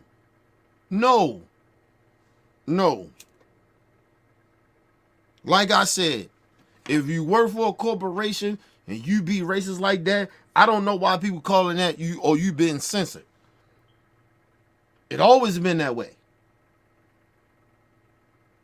You can't say certain shit working for a corporation because that shit about business. So they don't want your nigga. They got a certain people that they trying to they not on no racist shit. They want all the money. They don't give a fuck what race you are. A lot of corporations, they don't give a fuck about if you gay, straight, black, white. They don't give a fuck. Racism with it. But they know racism is bad. I ain't gonna say they don't think racism is bad. They don't. That's bad business. That mean you're gonna turn off a lot of their customers for certain shit. And it ain't just black people. Or it ain't just Jewish people or Mexicans, whoever. You turn off they business up. It always been that way.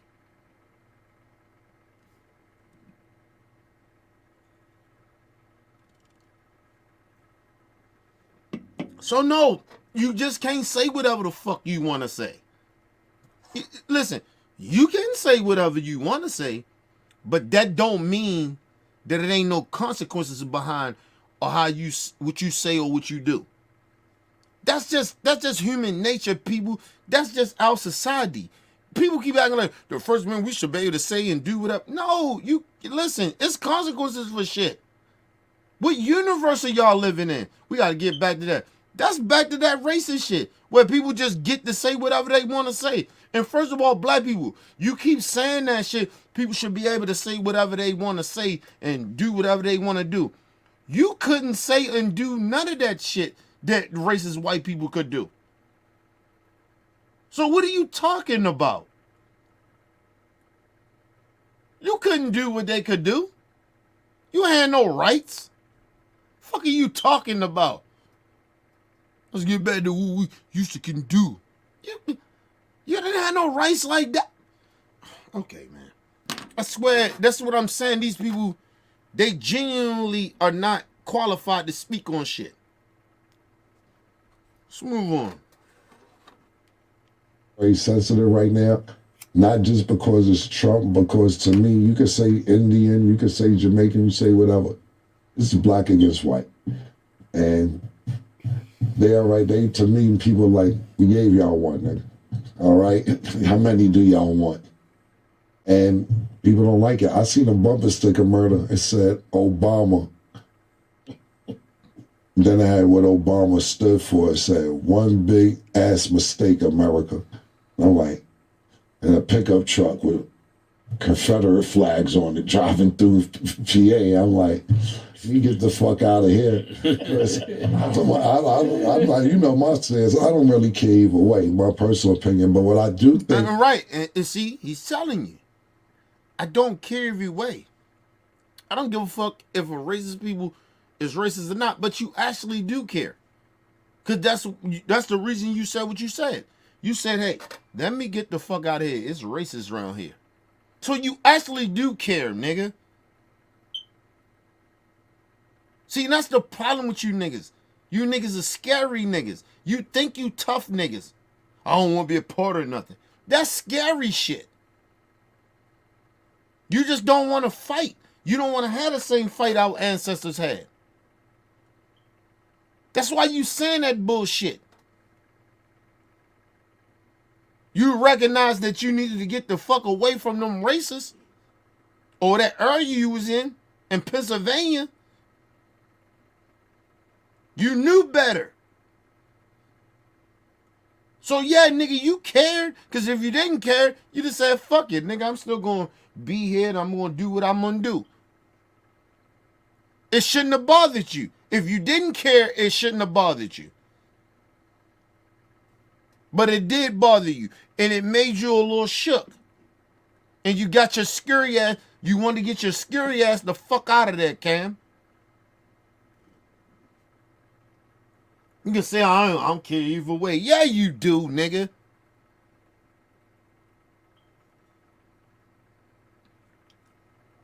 Listen, a nigga that don't care either way, that's the whole notion that people talking about, well, I ain't afraid of shit. That's bullshit. Everybody afraid of something. I don't even like people saying that. I ain't afraid. Yeah, you are. You are afraid. Listen, people don't speak about scary shit, right? Or shit that can lead to death or whatever it may be. If they ain't scared. In a way. Right? I'm not saying you totally scared. But you do fear it. You are a little scared. Excuse me. You are a little scary of the situation. Yes, you are. Stop lying. I don't know why people move around in life pretending they ain't scared of shit. You are scared of shit.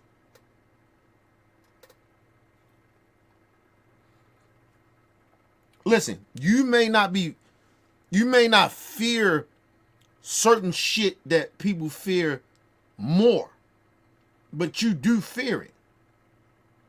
It's like saying, like, nigga, I ain't scared to die, right? But I always break that shit down. Yes, of course I'm afraid to die. Of course. Anybody tell you I'm not afraid to die, they're a liar. The hardest gangster, the motherfucker that committed the most heinous crime is scared to die.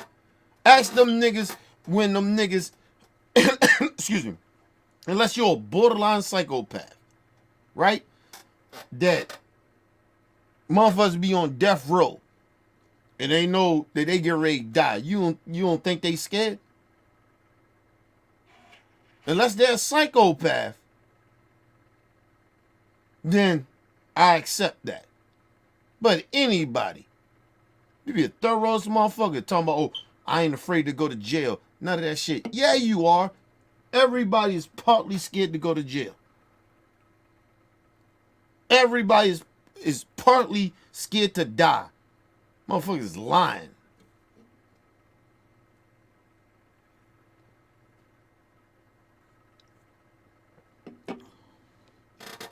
Anything that could hurt you, you fear.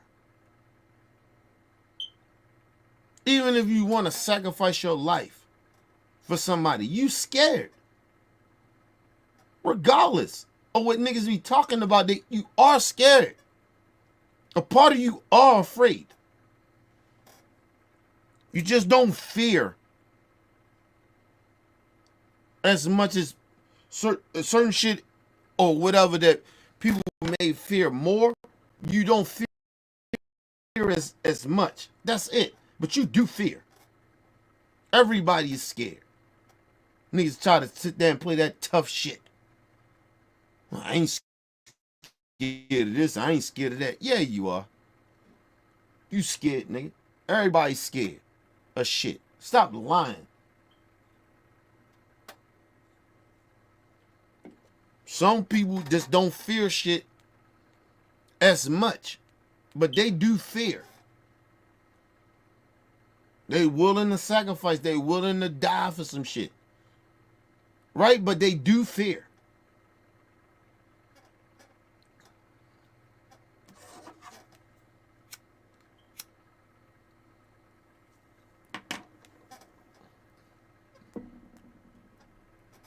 Listen, people. When I say I don't fear death, right? I'm not saying I don't fear death literally. I'm saying I don't fear death, and I always try to make it clear too. So I need to start making it more clear. Yes, I fear death. Every person fear death. I'm just not. I would die for certain shit, but that doesn't mean that I don't fear death. I would die for certain shit. And if it happened, it happened at least, like for me, because I don't know how I feel to die, but everybody fears death. Everybody. They can lie and say, I don't fear no death. I ain't scared of nothing. You're a liar.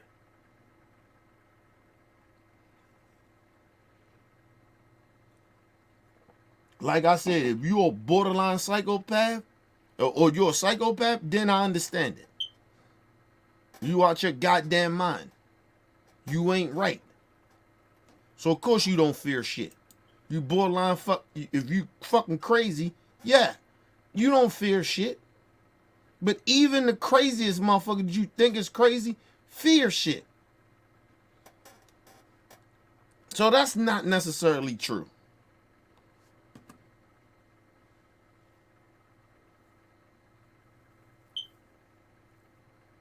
Everybody fears something. Everybody want to be this tough guy. Everybody want to be this tough woman or tough guy or whatever.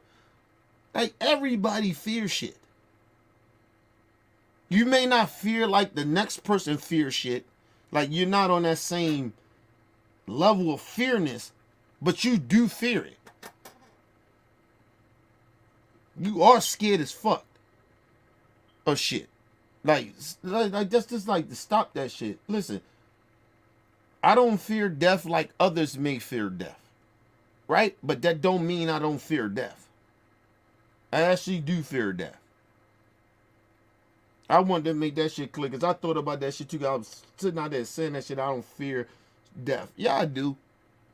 I do fear death. I just don't fear death as some others fear death. Right? In the way that how they fear. But I do fear death. Everybody should fear death. And the reason for that is because we live a life, right? And no lie to you, regardless of who you are, regardless of who you are, the reason that you pretend, like even some people pretend they don't fear death, and the people that don't pretend that they don't fear death is the people that are actually more scared of death, right? Then probably, then somebody like me, right? The reason they fear death is because simple fact, listen, nobody really genuinely knows if they gonna go to hell or heaven. And at the same time, when them lights go out, them lights go out. Like I said, if you ain't never been around a person or you ain't never had a close call with death, right? Which I have, right? Twice. So if you never had that, right? You just look at life a little, you look at life, you do fear death, right? You fear death a little different than I do. Like some people take life situations differently. Like if you came close to death, some people take that shit differently. I had a cousin like that. Like that nigga almost died, got the shit dog shit up, beat out of him, right? And he almost died. That nigga ain't never sell a single crack cocaine ever. He got out the game right away.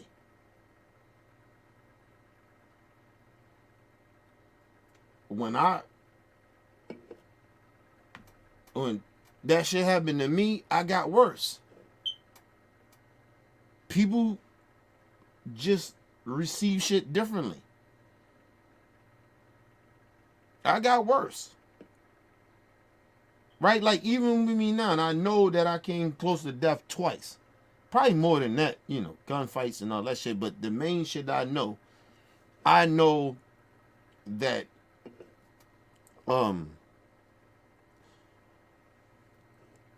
I came close to that shit. So I don't fear death the way people fear it. And I'm spiritual. So like my shit is a little different. Right? But that doesn't mean I don't fear death. Hell yeah, I do.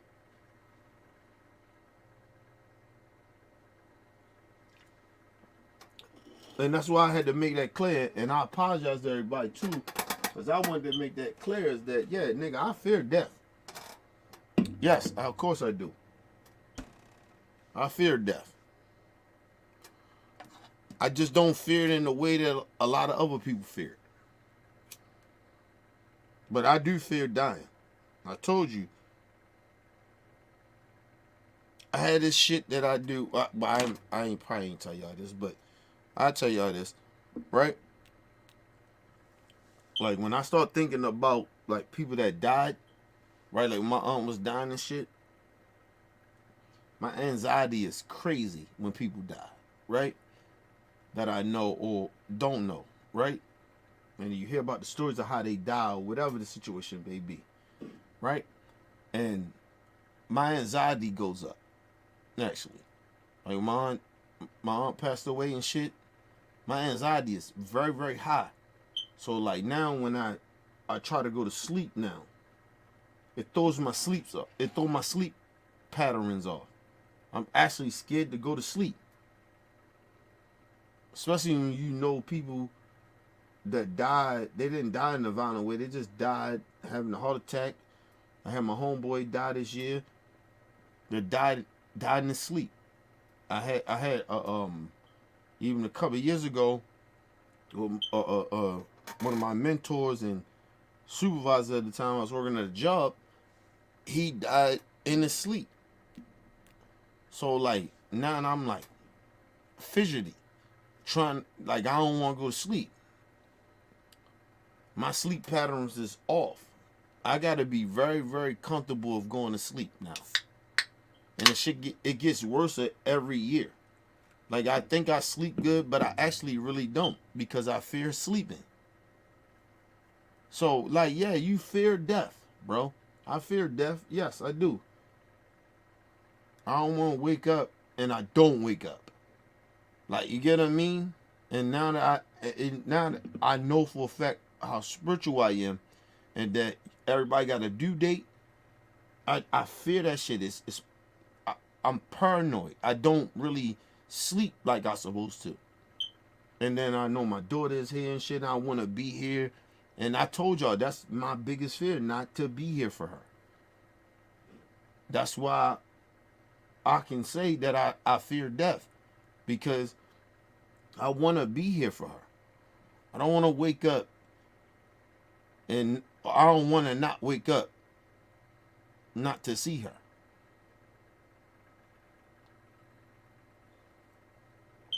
I tell y'all that all the time, man.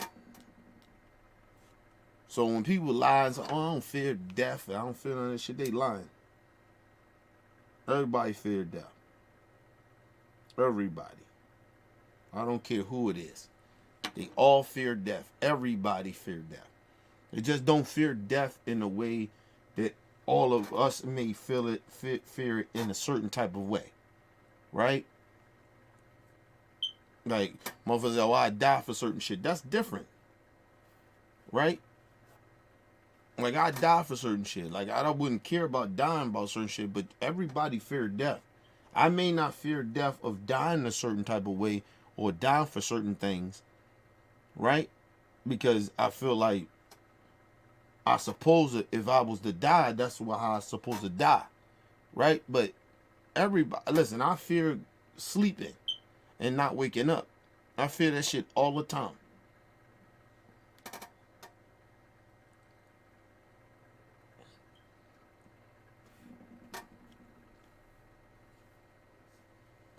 That shit is stressful. It's stressful in your body. You know what I mean? Like, yo, you fear not waking up. And it's a reason why you fear that shit. Like, you fear not waking up. It's a reason why I fear that shit. Like,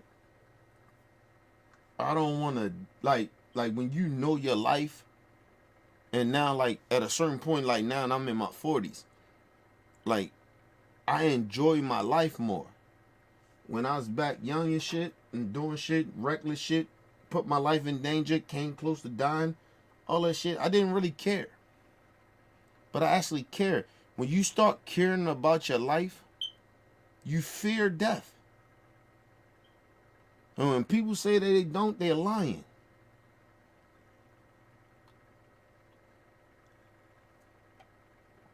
Unless you're very, very sick and you know that, that's different. That's a no, another different shit.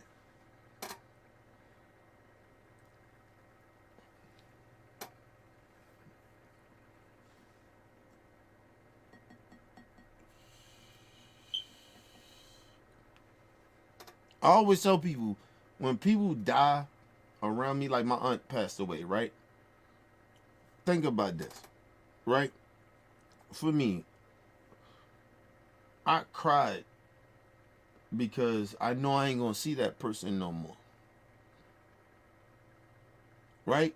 And people be like, well, Kenny, you can see him on the other side if you pass away.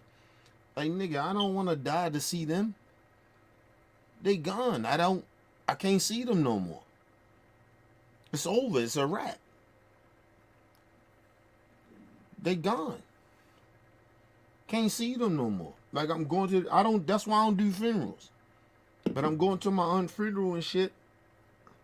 And it's mainly off of the respect of my grandmother and my cousin and shit like that, which is his mom. You know what I mean? And his son and shit like that and others. Like, you know what I mean? It's not for me. I don't even like funerals.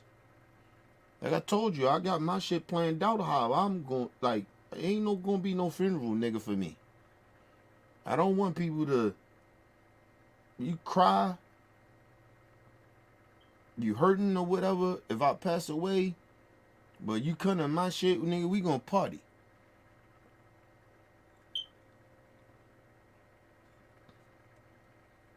Like when I think about my aunt now, like I'm only sad because I'm not gonna see her no more. My aunt lived her life, nigga. Listen, nigga. Listen. My aunt was a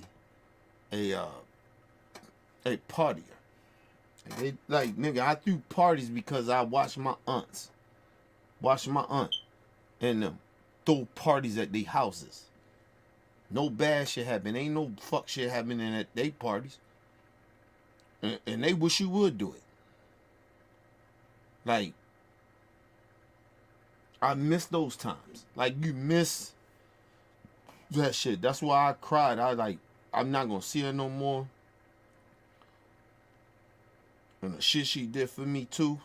But it's not cause she dead. It's cause I'm gonna miss her. I'm not gonna see her no more. I can't pick the phone up and call her no more. That's the only thing I'm sad about. And I cried about because I'm not gonna see her no more. But, you know, my aunt lived her best life.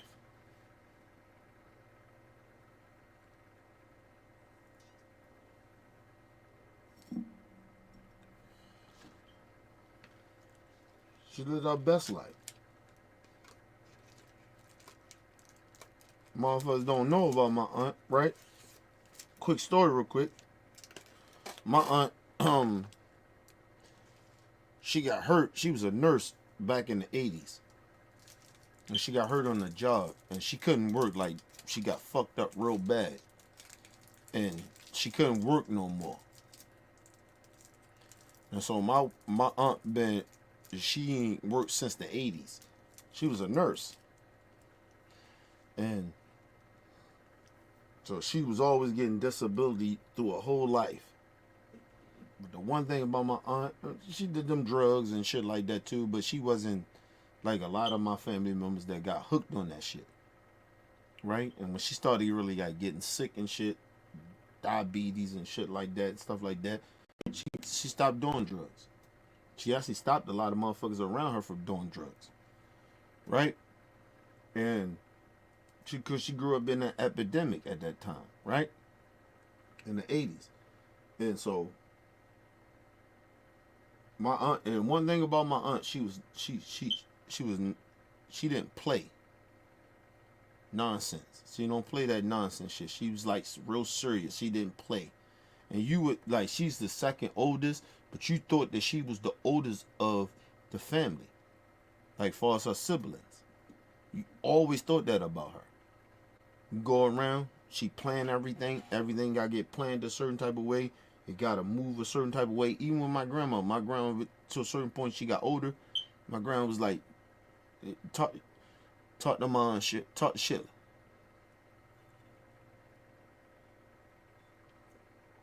And yeah, my aunt was always like that. She didn't play with me like that. Even when I was in the streets.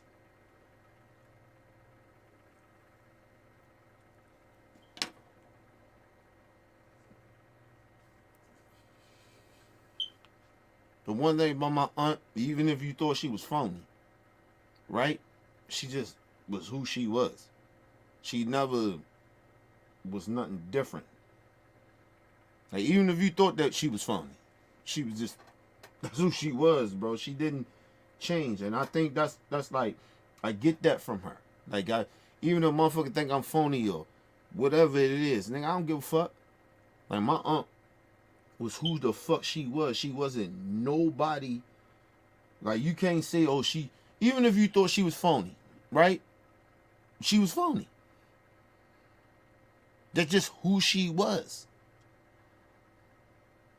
And I respected her about my aunt. I learned that from her. She helped raise me. I told you, I got raised by the community. I didn't have no parents. So my community raised me. My family overall in the community, friends and family in the community and shit raised me. I didn't get raised by my mom and dad. So these are the people that raised me. So like, you know, my aunt was like, she was who she was, and she never changed. I never seen her change. Like, she was always who she was. That's why I act the way I act in a way. Right? I started thinking about that shit. I act the way, and I'm always kind of who I am because of her. She never changed. I never seen her different. Even if you thought she was acting phony or whatever it was, nigga, she was always like that. She was always, if you thought she was phony, that's who she was, nigga. It wasn't no different. You know, she's phony as shit. Okay, cool. If you thought she was phony, okay, cool. Cool, fine. My sister said that shit. Like, yeah, she was phony acting. Okay, cool. But she never changed. Was she any different?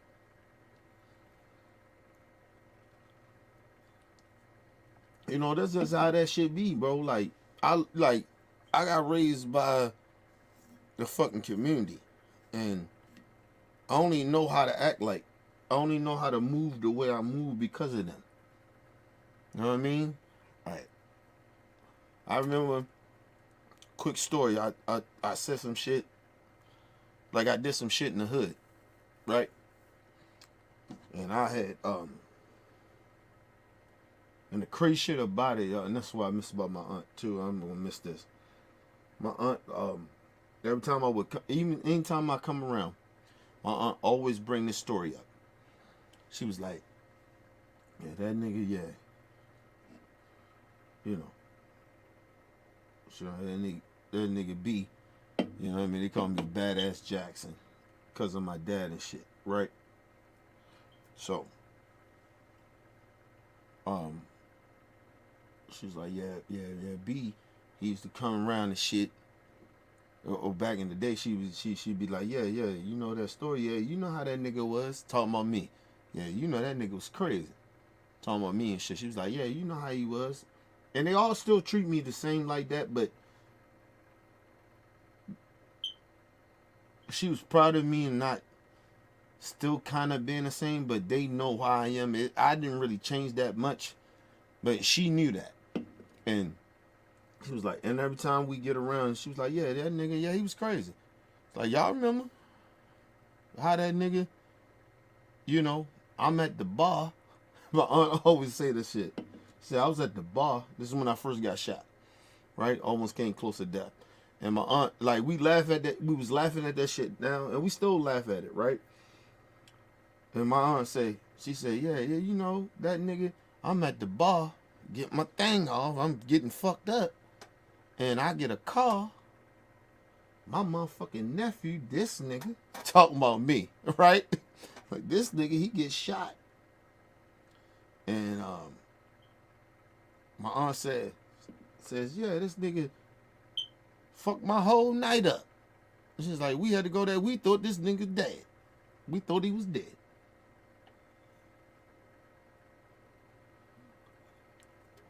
She said, I'm in the middle of I'm fucked up. She said, but I was so fucked up. She was like, but when I heard my nephew got shot, she's like, all that shit went away. That nigga fucked my buzz up. Yo, shout out to my Aunt Shirley, man. Like, you know what I mean? You take some tragic shit. That's one thing about my family. We take some tragic shit. On that side of the family, we take some tragic shit like that, and we make fun of it, especially if we doing good and shit. Like, you know what I mean? We come from it. You know, we made it out of that. And that was one thing about, like, that, my side of the family like that. And I remember she said that, she always said that. Anytime I came around, she's like, yeah, that nigga, he fucked everything up. He fucked my whole night up. She's like, I think it was her birthday.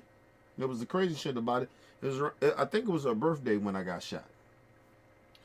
And it was partying and shit, because I told you, my aunts and them, they used to party, bro. They used to throw the parties. Like, I used to go to them parties. I was at them parties when I was 16 years old. So, you know, people might say that's fucked up or whatever, but yo, That's how we was like.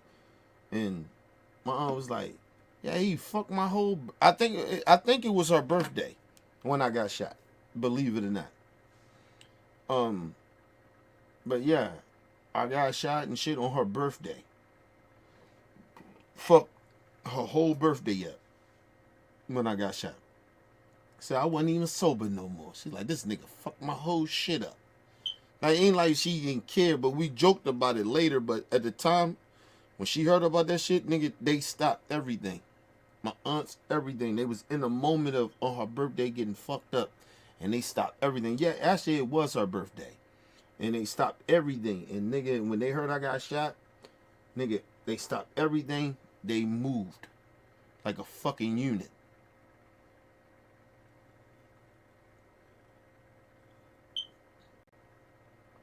I think she got the call. I don't know who gave her told her that shit, that I got shot or whatever, but she was like, they fucked her shit up. And she got sober. Because you got to understand, you know, the one thing about that side of my family, my dad's side of the family, you know, they Dominican and shit, they are very, like, they're not a very emotional people. They just, you know, shit happens and shit, but they love family, like they're family, like they family, or you know, they do family shit, like we love our family, right? So, nigga, she stopped every fucking thing. She said the motherfucker came to her, stopped everything, like, oh, your nephew just got shot, and my aunt was like, what? She stopped every motherfucking thing. Everything stopped. Everything. My aunt said everything stopped. She said we was partying, cause they had like a little local bar and shit they used to party at. She said music blasting. She said when motherfuckers came and told her that shit, everything stopped. Everything. When I got shot.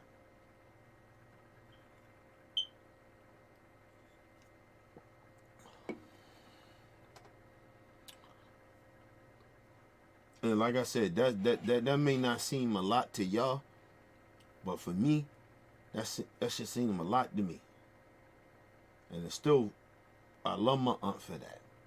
I tears in my eyes for that, because nobody cares. Like, I got family members that wouldn't give a fuck about that, but she did. She stopped every motherfucking thing.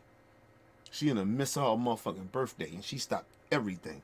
She said, motherfuckers came to her, told her, oh, your nephew got shot. She stopped every fucking thing. Music stopped everything. She said, cut that shit off. We gotta go. My aunt did that.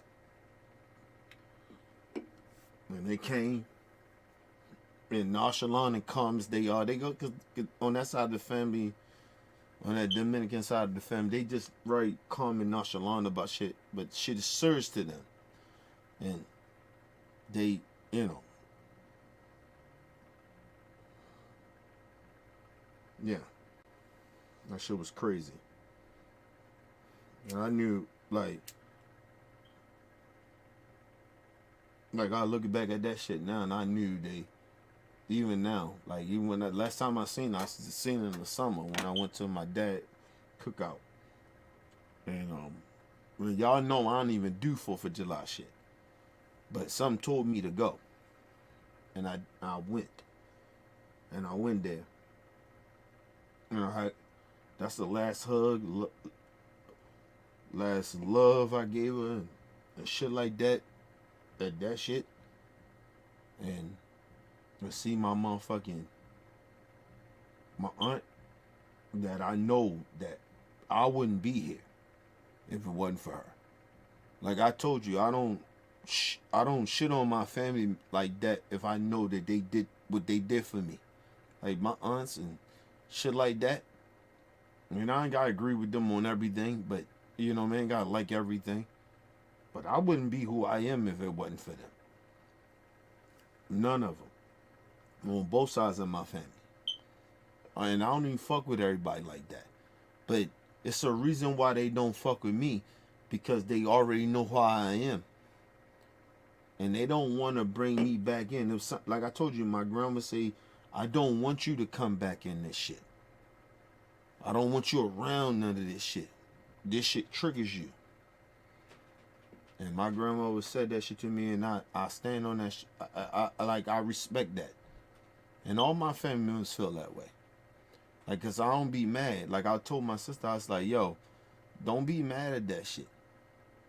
You know what I mean? Like, they don't fuck with us like that. Like, it's a reason why. It seemed like they don't fuck with us, but it's a reason why. Especially when it comes to me, and like I said, my sister was different. I took care of my sister. I raised her. I helped raise her. So it was a little different. She didn't get raised by them. So it's a little different for her. Why the fuck family don't fuck with me? Like it's a little different. But, you know.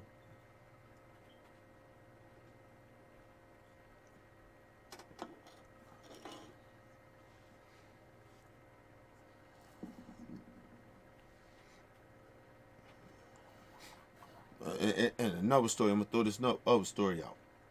I remember when my aunt said to me, I was getting chased by the police, right? Cause they'd bring that story up, right? And she said, yeah, this nigga, yeah, he was wild, he was crazy, yeah, he was in them streets like that. Talking about me. She said, yeah, this nigga come did all that bullshit, bring that shit to mom's house. Talking about my grandmother, which is a mom, right? And I bring that shit around. And I never brought that shit around, but this particular time I did do that. I fucked up, and my fucking aunts and them, they was mad. And they was still mad, my aunts are still mad to this day I did that. Right, so I got chased by the police, and I ran straight to my grandma's house. And I had pockets full of drug money.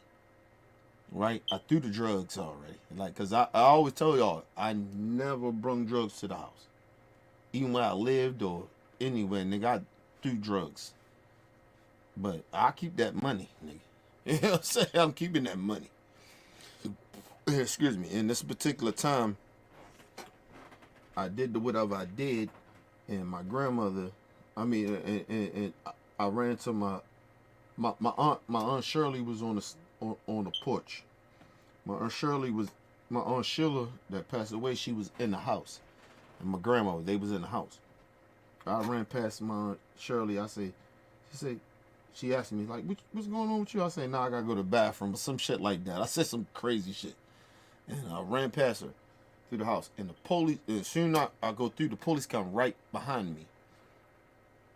And she like, what the fuck? Like, you gotta understand, yo, we in the hood. So you gotta understand something about my peoples too.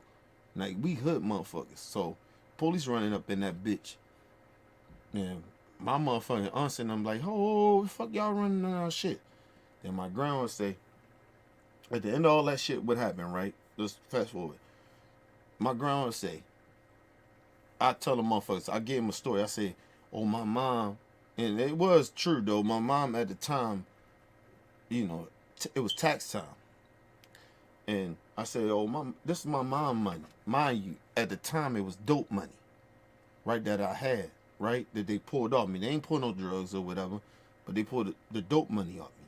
I say, no, my mom just got her tax money. That's where that money come from.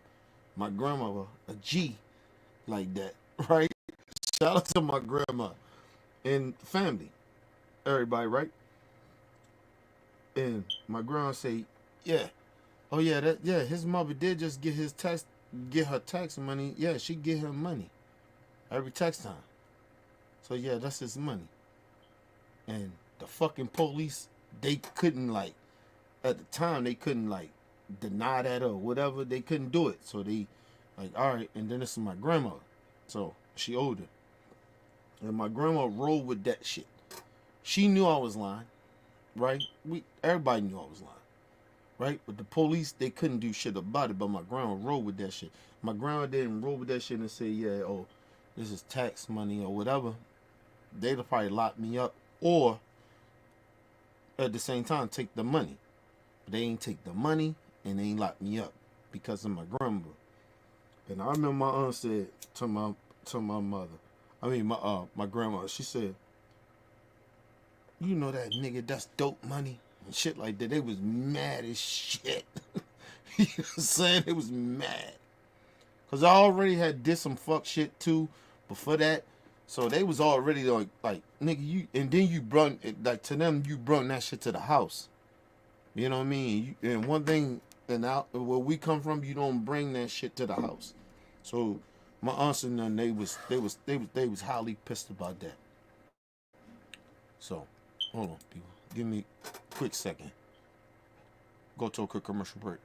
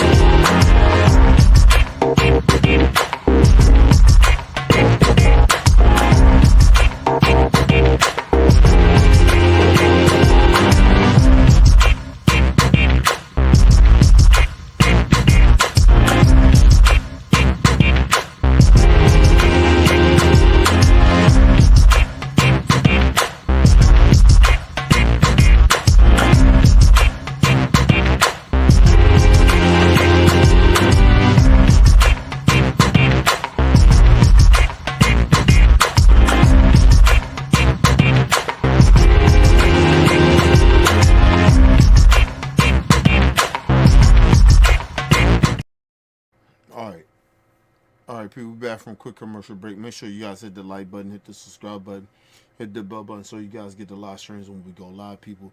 And if you can, donate to the channel. Go to OBF The Real Cash App and donate to the channel, people. We highly appreciate anything you guys can donate to the channel. Need more information to subscribe and donate to the channel? Down there, scrolling below the screen. Make sure you guys hit the like button when you come in and out of the building. And make sure you guys share the videos, man. It keeps the movement pushing. Anyway, people, I'm sorry I went on like a rant and shit. Like, my aunt just died, people.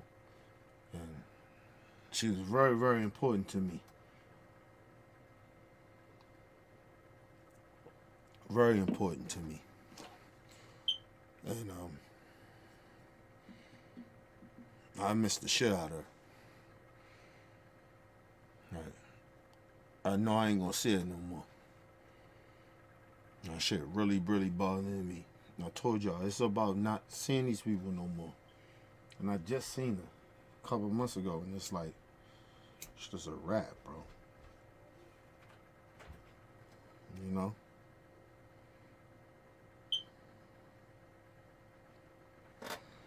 Shit crazy. And you gotta think about it, it's people that, like, sometimes, like, when my family members die, some of them, they die or pass away or whatever, they are very influential in my life. They people that I'm who I am because of them. And she's one of them. I'm not who I am if it ain't because of her. So that shit hurts. It hurts more than some shit. Some family members and some shit like that. It hurts, man. Because I don't really truly, like, death is, I understand death and I understand people got their due date, but it hurts with certain people. You know. That shit hurts. Like, I ain't gonna see my aunt no more. I can't call her now. Like, and even in the pandemic, I called her. I say, you need some money? You need something? She said, yeah, I need some couple of dollars. Hit up. You know what I mean? Made sure she was good. Like, you know what I'm saying? That's who I called first. Like, you good? Like, need some, like, in the pandemic, you good? Yeah, I'm good. But, yeah, I say, but you need covered eyes. And, yeah, I need a little something. I said, okay, cool. Got you. I was hitting motherfuckers up. Like, she was the person I called. I didn't call anybody else. Call her. And the one thing about it, you understand the leaders in your family. Even though she was the second oldest, but she was the leader in the family. You know what I mean? So, my dad is the second youngest, as far as their siblings. But she's the second oldest, and it's like I think it's 5 of them. Yeah, no, I think it's 5 of them.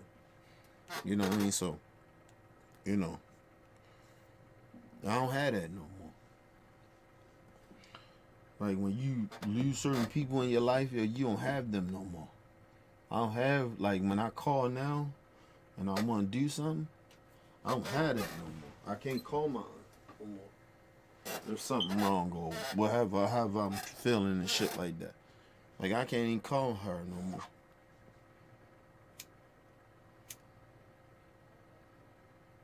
She was that motherfucker. She was that leader in the family. She just was. On that side of the family, she just was.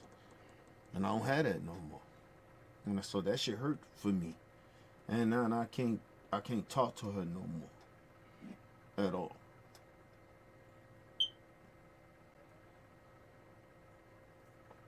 And it feel funny, no lie to y'all. It's gonna feel mad funny. Even going around my family. Nah, not this. No lie to y'all. Only person that may not feel like, you know, she married to the family, but you know, my Aunt Kim and shit, you know. It's almost like she kind of take that shit, like take that step of being who my aunt was. She like the only person I call, and she ain't even blood. And that's the crazy part about it. But anything else, motherfuckers be like, oh, call Sheila. You know what I mean? A lot of shit, like, just call her. You know, call Sheila if something ain't right or whatever's going on, whatever the fuck it is. Call Sheila. I can't do that no more. That's the aunt that I could call.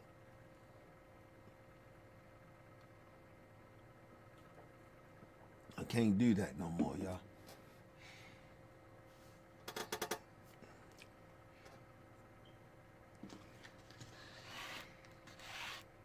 Like I said, it's not like I don't cherish other people's lives and shit like that. But it's just like certain people in your life, it hit different. My aunt is dead. And I lost a lot of people this year. You know, especially in the last couple of years. I've lost 2 aunts in the last 4 years. Lost 2 aunts in the last 4 years. These women was inspirational in my life. They helped raise me, and they did now. And I don't have that no more. Now, I don't even know. Like when my aunt Willette passed away through COVID years ago, I don't even know how to talk to anybody else on that side of the family. I don't even talk to them. And it's like now that my Aunt Sheila's gone, I don't even know how to do that. Like, you know what I mean? And maybe no lie to you, maybe it's for me to kind of grow the fuck up. You know what I mean?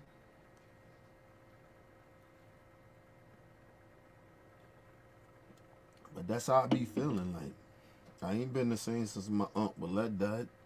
I don't even fuck with that side of the family. Don't try to, like, be cool or talk to them or nothing. Ever since she died. Just don't fuck with them like that. You know? Because she was the rock. You know what I mean? And it's like, it's the same thing on this side of the family. Like, on my dad's side of the family. Like, she was the rock. Even though that's my dad's sister, but I was more close to her than I was close to my own dad. Like, you know, we don't have it. I don't have that no more. I don't. You gotta understand, people that understood me. These aunts that I'm talking about understood me. Made shit happen, like, kind of like, oh, well, you know, yeah. Oh, you know how B is. You know how K is. You know how he is. You know, that's how he move. And they would do that shit for me. I don't have that now. Like, Motherfuckers just looking at me like, oh, you don't fuck with us or whatever, or, you know. You know. It's just how it is, like, you know, but I had that shit that I had that with them though, where they could, all right, yeah, K like this or be like this, and they could fix that shit, and they or not fix it, but kind of like let motherfuckers know, but you know how he is. You know what I'm saying? I don't have that no more. So it's almost like I feel like I gotta grow the fuck up now, cause they not here no more. But I just think emotionally I ain't ready for it. So, you know, it is what it is.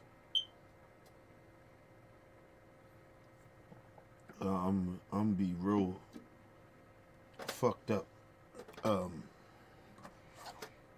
My aunt's funeral. I know I'm be real fucked up. I already told my job I'm gonna work the day before that.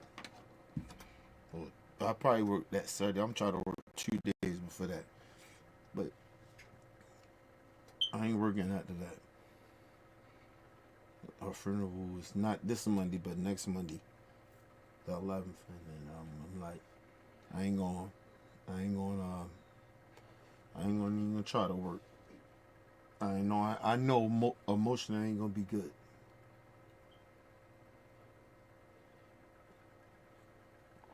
I know I ain't gonna be good.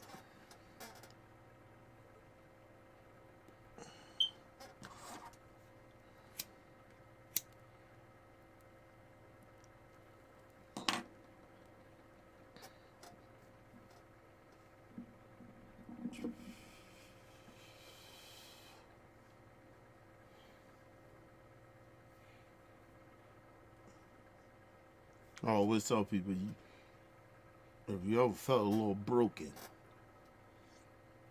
right? That's how I feel. I feel a little broken. Like, it's like chips of shit. Like when people die, like that you close to, a part of you, a chip of you go with that. You're not the same anymore. Shit ain't the same no more.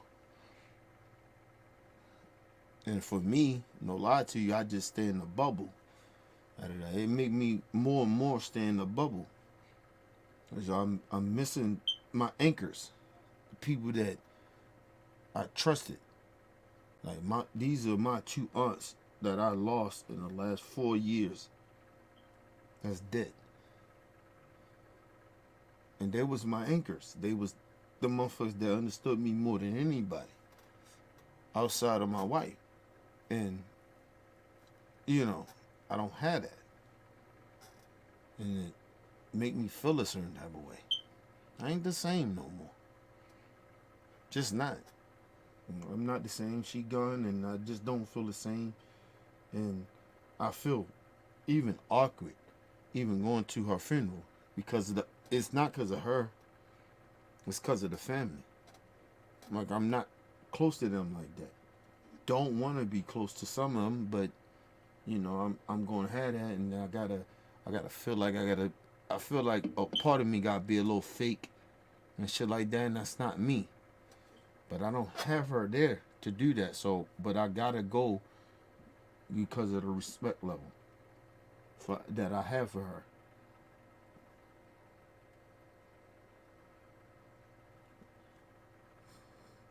I just don't know. I don't think, no lie to y'all, I don't think I can fuck with the family no more. My aunt is passed away and she gone. I don't think I fuck with the family no more. No lie to y'all. But she made me close, right? The 2 people that made me close to both sides of my family, it's not gonna be the same. It's not. I was never the same with my aunt. Well, that died on my mom's side of the family. I was never close to them no more after that. And she gone. I don't think I'll be close to them either. Hopefully it'll be different, but I don't see me fucking with that side of the family like that no more. That's the real talk. Just real talk.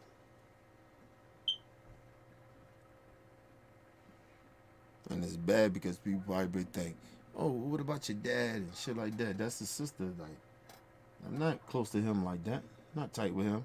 I was more tight with her than anybody in the family. My grandmother, that's a whole nother different thing. Like I always tell people, my grandmother is my mom. So, anything happening to her, yeah, that'll fucking change everything in my life. I probably would moved out the country if something happened to my grandmother. I ain't gonna lie to y'all.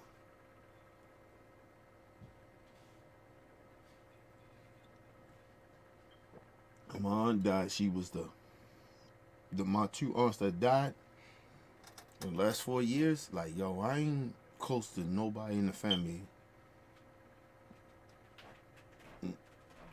no more. Just not. And I'm gonna go to the funeral. I'm gonna do what I do, but I don't really fuck with nobody in the family no more. And that probably be the end of that. No lie to y'all. I'm done. I don't have nobody that can bridge that gap. I lost 2 people that bridged the gap. I'm a different nigga, and I just keep trying to tell y'all that. I love my family, but I don't love them like they, like a lot of my family members, they was like right harsh and disrespectful to me.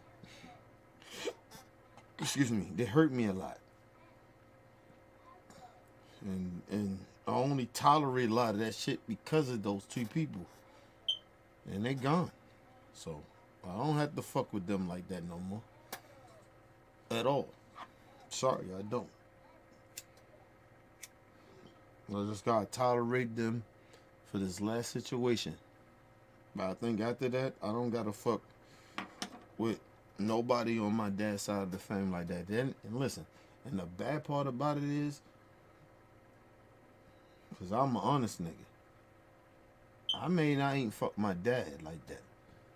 That it is. Seriously.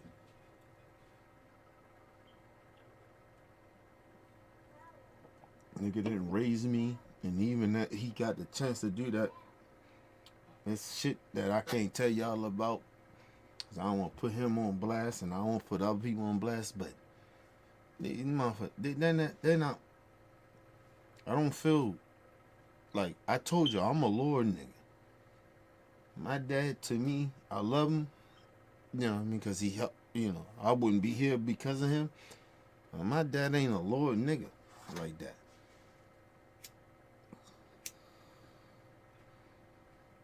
My dad always treat me like,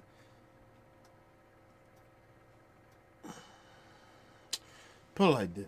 I ain't saying my dad don't love me, but I don't think my dad appreciate the shit that I've been through without him.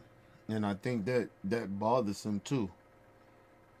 And he, like, it's shit that I can't tell y'all truly about, but my dad don't fuck with me like that. But I don't feel that way. Put it that way. He may feel that way, but I don't.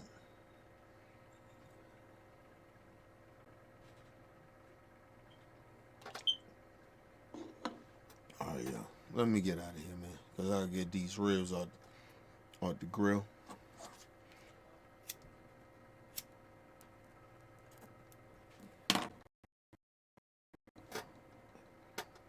Listen, niggas that hit me behind the scenes, we'll hit behind the scenes. But I gotta get the fuck out of here. There's no one, I'm getting a little too emotional. But at the same time, I ain't even mad like that. Actually, I ain't gonna say that I ain't getting mad. I'm actually getting mad more than I'm getting sad. Cause I don't like the shit that, you gotta understand something. I'm 43 years old, bro. And I ain't close to my dad or my mom. Still to this day. That shit bothers me. And they don't see nothing wrong with that. But because and the main part of it is because they older. They older now and they got their lives, and I get that. But y'all, I'm still a kid. Like I would never treat my kid like that. If I had a problem with my daughter, nigga, it'd be a problem. I would make sure I try to fix that. But for my family, for my mom, my dad, they don't want to fix that. You grown, nigga. Okay, cool. But you was a part of the reason why I'm fucked up, but you don't care about it. Should get over it. You grown. Okay, cool. That's how I look at that. Okay, cool. And that's why, no lie to y'all, the only reason I would cry if they passed away or anything like that is because they are my parents. But I get over it very quickly. These are facts. But anyway, leave your comments, hit that like button, support your boy. It's your boy, Mr. OBF. Peace and love to the world.